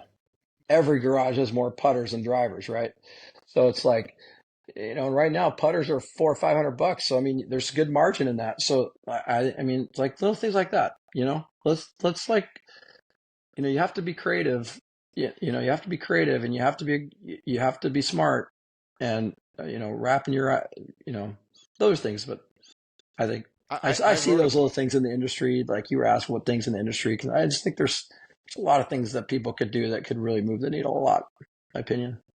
I wrote a putter fitting program years ago, and I used to go around the local clubs, and Yeah, my cool. sales pitch to them was, how, I know you sold drivers, I know you sold irons and wedges. How many of the putters that have been sitting in your pro shop for the past 5, 10, or 15 years? And now this wasn't a sale to the people who I would fit, because they would ask me, what should I, and I give them their specs when they left. I said, just go in the pro shop, order through Jim or Susie or whoever. But I would tell them, look, I recommend that you order multiple putters, or you have multiple putters, because inevitably the putter that you order now that I'm giving you the specs for, it is going to break at the worst possible time. The first round of the member guest, the bag's going to fall off the back of the cart and the head's going to pop off and you're screwed. I said, so have at least one backup that's either the same style or a very similar style, and then have at least one that's completely different. So if you're used to putting with a tailor-made spider, go ahead and get a blade. Yeah. Just because when the spider's not working how you want, you stick it in the closet, you have something completely different to look at. And then usually in a week or so, you go back to your gamer. And that wasn't a sales pitch. That was, because how many times has something like that happened? Yeah. Murphy's Law. But Yeah. so all the pros around here that I would go in, they would love me, because their putter sales, as you just mentioned, would go up. Yeah. And it wasn't a sale so much; it was helping somebody out and solving a problem. Yep. With the technological aspect, and somebody like you who's been in it for a very, very long time, and you see the other side of the curtain that most people don't see, even people who are in the industry. You're the one bringing to them the latest and greatest in technology. And as somebody who has the cutting edge technology, what do you see as far as that might be on the periphery that's going to make the next big impact on the game? From a product standpoint? Mm-hmm. Well, I gotta tell you, I think these boys at Lab Putters, I think they're doing some pretty good stuff right now. That's a very, very good product. For a couple of reasons. I'll just start with them. But basically, in my experience with that putter, it's no torque. So basically, if you don't twist it, it will not twist. And what it does is it basically takes it really kind of straightens your arc out. So eventually, if you putt with that putter, your arc is going to flatten out. It's not going to have so much curve to it, and the face stays square to the path, to the arc, very, very well with that putter. I think that's why you're seeing people just switching, and they're working on getting some better looking things. But I don't think Will Zalatoris is he almost won last week, and he's second place right now, and he's putting like a friggin' devil with his broomstick. And I saw Phil Mickelson playing a little lab putter. Yeah, of last week. all people, right? And Well, he was they're all first in doing good with putting. it. He was Yeah, first in the putting. USGA the ruling bodies will probably ban it. Exactly. If it And works, I they're can going to see that. ban it. I can see that too. But I think that company is really cool. I think that's a very cool little company.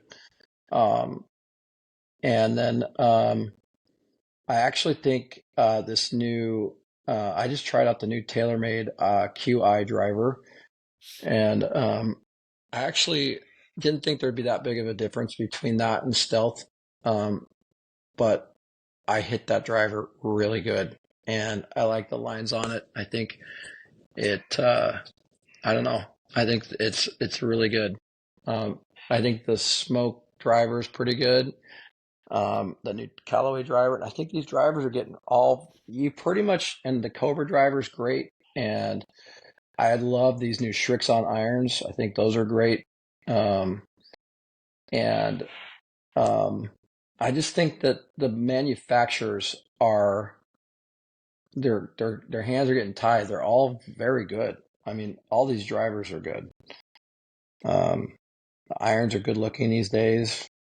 You know, I just think their hands are tied a lot. The Yeah, USGA's got their hands tied, so really all they can do is just design stuff, make different designs. It's becoming a design thing, and they're selling high end, custom stuff to these really rich guys that can't afford not to have, or that have to have everything just because it's cool. And you know they have to have a. I saw this thing this dude posted the other day. He's got the whole wall of like putter covers and putters. I don't know. The guy had to have $20,000 worth of putters, just laying there in front of like just like I guess people just have to have cool stuff because they got nothing else to do with their money or something. I don't know. I it's don't good. know. It's a good problem to But have.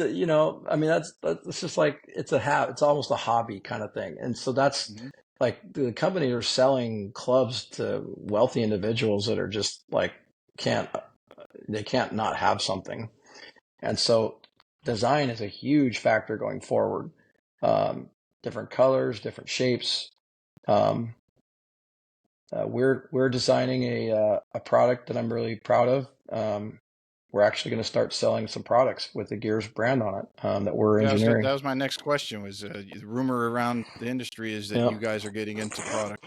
Yep. We've designed. We are the only company that measures the shaft, and or should I say, measures the shaft with any kind of accuracy. And so we kind of know what's good and what's bad because we do a lot of robot testing, and we're very familiar with that. And we we were approached by a company that in China that's called Neofiber, and it's a filament wound product process. It's a machine made process where instead of wrapping a sheet around a mandrel, It it's just twisted. it's a filament Yeah, wound, right? So basically, there's no seam, and I very have familiar with those. I have tested this very vigorously, and so much to the point where I'm like, I have to get in the middle of this product. I mean, we have to put our name on this product. It's that good. There is. I had a very good friend that he was at one in the '90s. I think he was considered one of the world experts in as far as filament wound and as they related to golf shafts and the Hmm. playability factor. And I remember him telling me that the playability factor for filament wound was not a straight line or a linear movement to a graphite or table rolled shaft. In other words, if the table rolled shaft was, if we use frequency, if it was running at 280 cycles, then the filament wound was going to run at, I think it was 8 to 9 cycles higher to have the same uh, sensory feedback to the golfer. Right. So it wasn't direct one to one. One And to one. I think, Yeah. yeah, I think he had consulted back in the late '80s, maybe with the Brailleys when they had two filament wound machines. And back then they were $1 million a pop, Hmm. and that didn't go very well. And it wasn't long before they sold both machines because they didn't want to listen to what he had to say. He told them Yeah. he was crazy, and I'd be happy to reach out to him and connect you if you want some general Yeah, discussion on that. we've I've been doing a lot of work. We've designed some different profiles that, like for example, we have a very high torque stiff shaft, which is very hard to do. And so the more torque we've learned, the more torque a shaft has, the less it will twist, the more it will kind of droop, or it won't twist. It won't twist as fast as unless you really over rotate it early, but it will rebound faster, but it won't twist faster, basically. Um, and so a higher torque shaft for these tour players that like to hit cuts is a pretty good thing, right? They don't want it to Hmm. go left. and but they need it to be stiff. They can't have these really soft shafts, so they need it to be stiff in Right. certain areas, but they need soft in others. So we found a way to do that. I'm super proud of that. Extremely good feel, and because it does not have a seam, it's extremely consistent. Which in my world, I'm all about, like, I need a shaft to do two things. I need it to not break, number one, and I need it to do the exact same thing every time. Yeah. That's the two things I need. Now, once I figure out which profile, I need to figure out what profile, but once I pick the profile, there's only two things I need that thing to do. Do the same thing every time and not break. And you don't So, get, so people listening, the best part about that was the oscillation. If they were to put it in a frequency machine, it's not going to sit there and right. if you up and down, it's not going to sit there and start spinning. You Yeah, know, well, it will, just not as much as the others, right? not as And much. and and Correct. it basically just, it doesn't have that spine. So if you roll it on a table, you'll feel a spine. So it doesn't go out of oval, and that's what all the shafts right now do. That Neofiber's different process, and so we've invested into them, and we're creating a line of product around there, putter shafts all the way through driver shafts. And we're really excited about it. It's extremely good, and extremely consistent. And then we're also designing some clubs. It's going to be more of a boutique thing. I made a very low bounce wedge. Um, it's kind of almost a training aid. It's not a training aid, but it's almost a training aid to make people more shallow so they don't dig so much. Um, and then and then we've designed some fairway woods and hybrids that are very flat with heel relief. Um, so that players like, low handle players, if you will, Mm-hmm. shallow, like a Nick Price or something like that, or like, an Ian Woosnam, or low handle players, that whether it might be because they're short or they have long arms, or they might be really low or shallow kind of players that kind of fight hooking it too much. We don't see anybody making a flat product out there. So I've designed a driver with Rock Woo, who is an engineer in Thailand or in Taiwan, and we're launching a series of flat product, and it will be a kind of a boutique product. We're not trying to go crazy with this, but we do think that there's a little small space out there for uh, players with long arms or shallow, or both, or that struggle with modern product because it's too long and upright. And so we've had a lot of success with the testing on that, and that's going to come out this year. And then we're also designing that, like I said before, that hybrid product where you'll have at least 8 cameras, where you'll have you know somebody track, some of the cameras are tracking the body with, you don't have to wear the markers on your body, but they'll still be Mm-hmm. tracking the club, because you have to have markers on the club. Um, and that hybrid system will not have as much data than our original system, the OG, which we'll always have, because there's just some things that the markerless systems will not be able to accurately measure, some of the joints and movements. So we're coming out with a bunch of different kind of stuff right now, and we're really excited about it. And we're working really hard. Are you irons as well, or just the wedges and the shafts and the woods? No irons right now. The continuous iron thing, I'm kind of dreaming about designing a shaft right now that basically is frequency matched, and trying to get the weight as similar as possible. But even that, you almost have to have single length clubs to make that work. It's tricky to make that all work, but um, the irons are easily bent. So most irons are. Most people's Mm-hmm. clubs you can adjust to get what we need to get out of them. But what you can't do is adjust the fairway woods enough. And that's why I'm pushing on that right now. The fairway woods you cannot adjust enough um, for some of these players. And then the wedges, very few companies have wedges with that low of bounce. So I'm only trying to make a few things that nobody makes. That's kind of what that's what I'm trying to do. Like a high Sounds well, you're doing torque, it. like a 60 gram tour stiff or really stiff shaft with higher torque. Like that's kind of something I'm really interested in. That is pretty cool. Stuff that, I'm actually I can't really do this with neofiber, but I want to make like a uber lightweight shaft that's just super low torque. I don't think we can make, that's the one thing that filament winding is tricky. You can't really make super high stiffness, lightweight stuff, which very few people do. But I would like to make 100 of them just to give them to some people for testing and R&D. But I don't think that product will Are those sell going to very well. be are the shafts going to be wood only, or are you going to have are you going to go No, into iron shafts? irons, wedges, the whole thing. And we Very built cool. these profiles and we're using our data. We have more tour data than anybody has ever had on any 3D system. We have so much data, right? I mean, we have we have hundreds of touring professionals, both body and club data, and it's very accurate. And you know, we've learned a lot with using all this data. Probably the most valuable part of our company is just our data set right now. Like Hmm. the data that we've collected.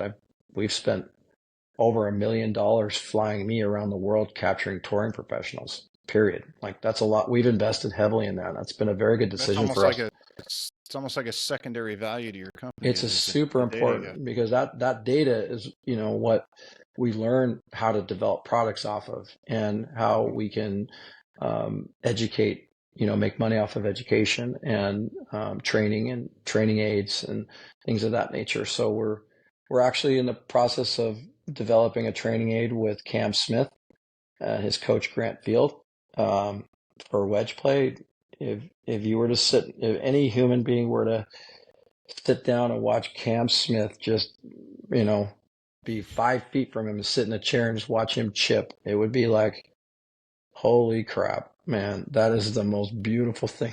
I mean, I think it's the that one most video. beautiful thing in the world. Watching that guy chip is just like looking at Mozart, playing the piano or watching Van Gogh paint something. I mean, it's just world class. The sound that it makes, these freaking tight lies, hitting shots over bunkers and everything. Ball stops the waist. It's just like, it's so good. It's so filthy good. I don't remember if it was his Instagram page or his YouTube or somebody's YouTube page that had him. It was his backyard. He was chipping and putting, and I don't know how many millions of views it had. It was ridiculous. Just as you described, just watching it, it was so clean and efficient, Yeah. and it looked like just like he was walking. It was He's a just pretty second private nature. guy. He's a super cool guy. He's pretty private. He's not really an attention getter. He's not, he's a top 5 player in the world and Titleist is barely paying him anything, Mm.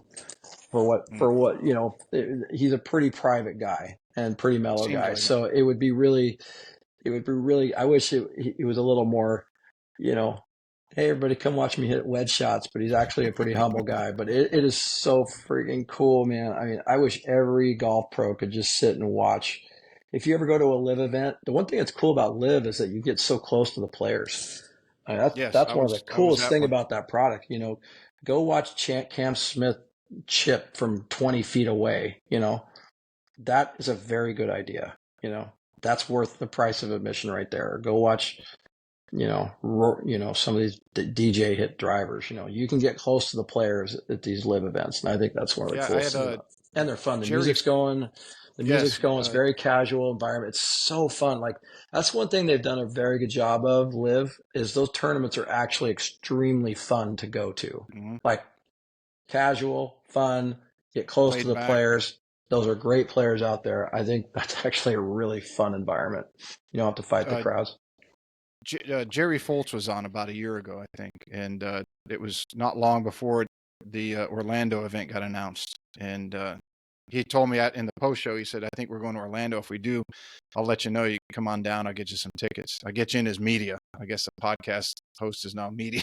I said, "I'm not media, but I'll happy to come down and check it out." It was very cool.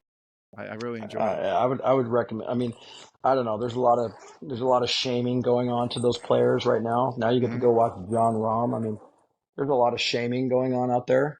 I don't want to be any part of that shaming. I think, if I look at Cam Smith, I'm like, dude, this guy didn't grow up with a whole lot. You know, he was not in the cool crowd on the PGA Tour. Pretty private dude. You know, really mellow guy. Just somebody offers you a couple $100 million, you know, and come It's on, hard man. to say no. I'm not gonna say no to that. I mean, I'm not gonna. I would never like blame somebody. You know, this kid's from nowhere, Australia, and now he has generational wealth, and his family is set for life, and he's set for life, and come on, man. I mean, let's not shame these guys. Let's just Yeah. I don't know. I think honestly, every player, with the exception of a couple, has a number. That's my personal opinion. I've spent a lot of time with out there. They all have a number. I mean, John Rahm's number was 600 million, but he had a number, right? All these guys have a number. There might be a few that don't, but I don't know. I get, I go out there that event a couple times. I spent some time with Cam, and I don't want to be shamed for that. Come on, we're just golf pros. Want to learn more about the golf game? Let's tone the whole shame thing down a little bit. There's a few people who just take that to the nth degree. Yeah. I think everybody knows who they are, and it just gets old. Yeah. You got a few more minutes. We'll do some emergency 9 and get you going. You're probably ready to get dinner or something out there on the West Coast. Okay, let's so the first, I tell everybody, the first one, the last one, everybody, you're the 130 something episode. Everyone has the first and last question. Everyone gets the same, but everyone in between, we kind of change it up from episode to episode. So the first one is if you were in the Ryder Cup and they say, Michael, we're going to play your walk-up song, get the crowd really going. What song are you going to have them play? 100%. Deuce. Kiss. That didn't take very long. Kiss Alive. Kiss Alive album. First song on the Kiss Alive album. It's Deuce. Straight up. All right. Hollywood calls you and say, we followed your entire career without you knowing it. We're going to make a movie about your life. And we'll let you pick what actor is going to play you in the main role. Who are you going to have him pick? Man, I don't know. Napoleon Dynamite. John Heater. How about that?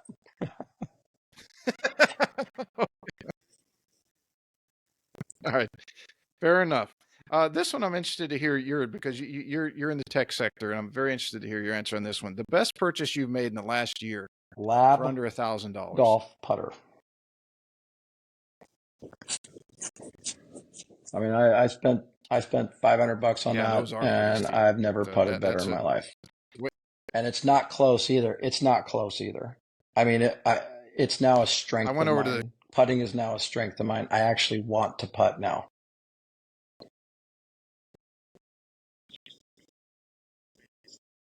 I went to the local PGA Superstore and picked one up. I made 6 20-footers in a row. I said, get this out of my hands before I drop too much money that I don't need another putt. Caddyshack.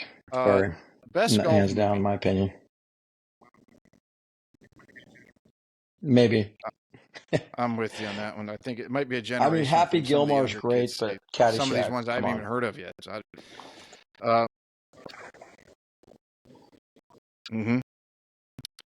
dream foursome. Golfers? Anybody you want throughout history. Or just anyone. Any human. Anyone you want. Anyone. Well. Makes it more interesting if it's okay, so I want to meet Jesus Christ someday, hopefully. All right. I want to meet. That's a very cool. I'd actually like to meet Tiger Woods. I've never met him before. Now that would be an interesting. Okay.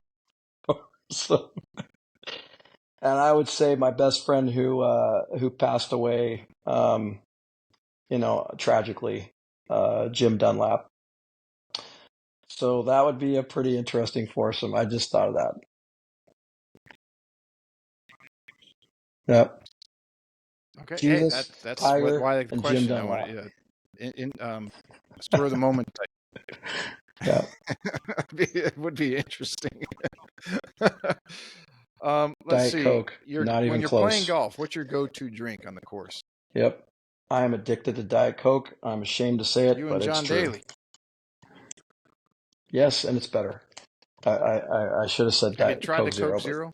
most people, yeah, Yeah, I gotta get off I of it. was getting, It's so good, I was going down that road, and I said I got to get off this so stuff good. before I can. It is good. Who would be on your coaching Mount Rushmore?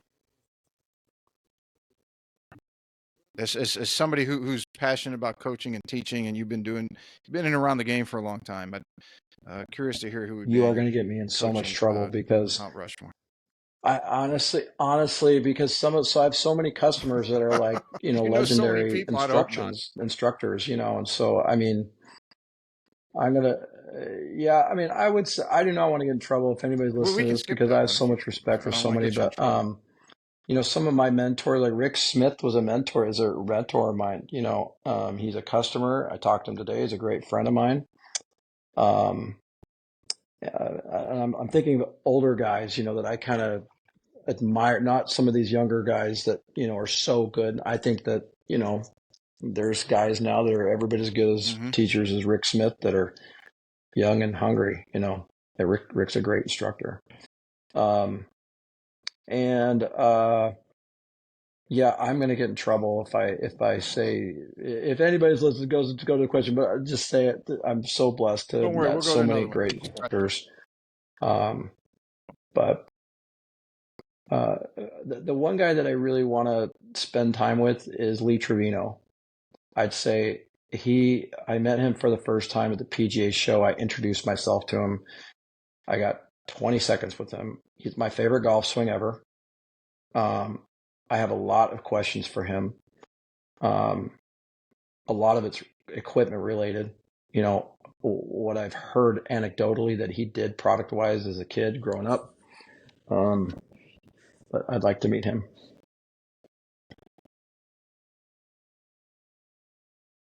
If I could offer any advice, I'd say do it because not long after the Harvey Penick book came out, I was starting out assistant here in Hilton Head, and I wanted Yeah. to fly to Texas just to go say, can I watch you teach for a couple of days? Just stand there and listen and be in the background. I won't say anything, won't ask anything. Just wanted, and I said, no, he'll never respond to me. He'll never. And then when I had Brian Yeah. Gathright on the show, he said you should have done it. He would have loved to have somebody like you just come and watch. And I never did it because I just thought, why would he ever say yes to somebody like me? I, And a I'm few years actually going to later, go he back passed, I'm and going to I've actually pick a taken couple of, myself in I the rear actually end have a ever way to since. answer your previous question now. I just thought of this. Instructors that are on my Mount Rushmore are guys Okay. that I've learned a lot from, not so much about golf, but how to handle players. So I actually really, really like Grant Field, who's Cam Smith's coach. Um, he's such a he he's such a I learned a lot from him because he's willing to ask those questions, and he trusted me enough with his player, you know, without him being there. He trusted me to go spend some time with Cam Smith without him there.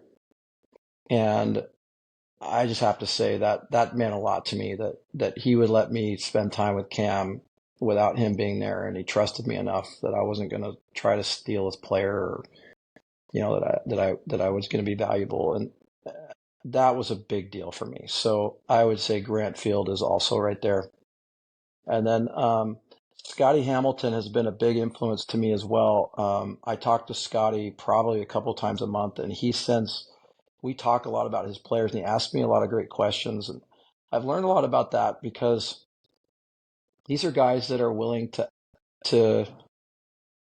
these are guys that are willing to ask questions, and they're not afraid to lose their students. They have enough confidence in themselves that they know what they're doing, but they're not afraid to ask questions, and I have a ton of respect for that. Like, they're not so proud that they have all the answers, that nobody can teach me anything that I haven't learned. You know, those are two great examples. Scotty Hamilton and Grant Field are two really good examples of, and Rick Smith even, but those two in particular, like, they are not afraid to put their players on with me and say, hey, let's talk about this. I don't get this. What do you think? Like, to me, I really respect that. So those are guys that I really appreciate. Mm-hmm. Yeah, he's very good. I think he was at Harbortown. I think he left right when I got to Hilton Head. I think he left like 91 and I got here in 92. So we missed each other. It would have been fun to know him. But Justin Parsons down your I way. like He's good following too. Those are his so stuff, many and good he's guys very that good at what he's he willing to does. ask questions. I think I really look up to people that are willing to, ask questions. They're so secure in their abilities that they're not afraid to ask questions, or they're not afraid to learn new things. Like, I'm so like, I want to learn. I want to go study these guys so hard. Like, I want to learn I everything think that they're you know. committed to. I think I really want to do that, and that's a really good example to me. And so I really appreciate those guys. And then obviously, I think like you, when you want to be a very good the top coach, and you committed to the things, even yeah, though they might have put absolutely. you out for a while. I think these guys are committed to just being as good as they can, and that's their big picture. They're not looking at the big Yeah, picture. Well, I might lose this, or I might. They're looking at what can I yep, gain and what can I learn to accomplish yep. what I set I out agree. to from the very beginning. They haven't So that's lost to sight of answer my their question. Those North guys Star. are on my Rushmore. Uh, Yep. okay, that's a very good answer. Couple more I got, and I get you out of here. If you could stick a franchise in your kitchen, any restaurant that you want to, any fast food joint, any food establishment in your kitchen, Lola's, what Midway, would it be? Utah.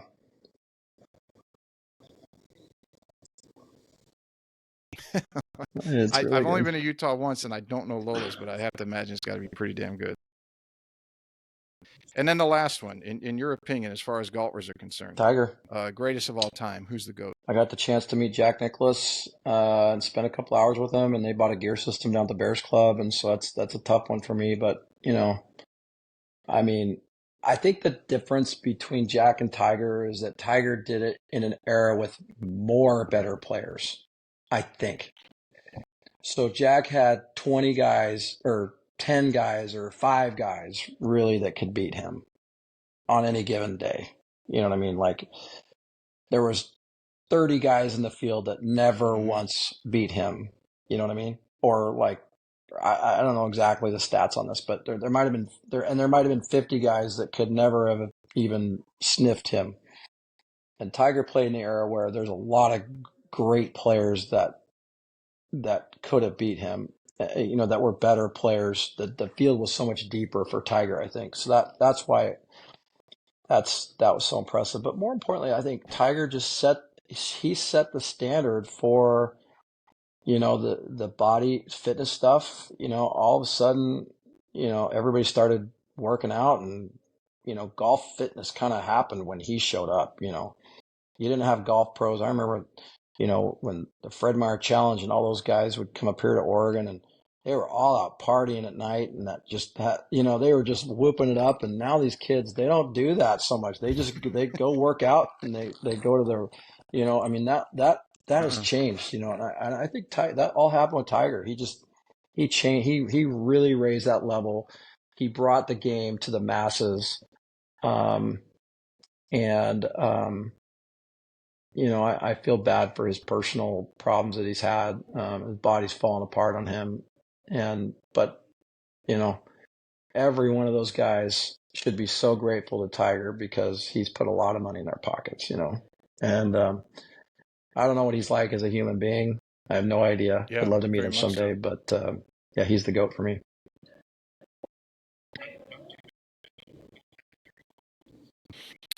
Not too bad. I'll have all your Yeah, I'd links say in the just summary, but where's the best place gearsports.com or people can Michael find you? Neff Golf, Check on gears if they want to give on one. Instagram, or um, you can find me if you look up gears. Yeah, yeah, it's not hard. I'm kind of the guy, but there's It's not I don't hard. know. We have a lot of cool stuff happening with gears, and we'd really love to be involved with your listeners, and any way we can, work with anybody. If anybody that you guys or any of your listeners want to get on gears or have questions, we'd love to work with you.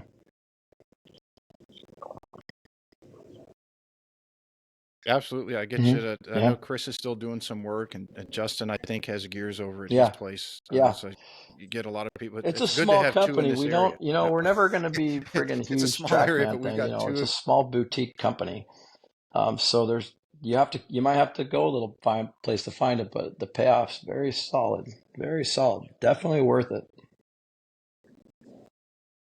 Yes, I can attest, because like I said when we started, was Yeah. lucky enough that Chris called me to get on it Yeah. and said come down and check out what we got, and it was Thank very, you. very fun, That was very fun. cool. Michael, I really appreciate you Good. coming on. I enjoyed it. We had a good time, Everyone huh? I talked to said I'm going to Yep. enjoy you, and very much so. If you just hang out just a minute, yep, hang out just a minute, and thanks everybody for tuning in.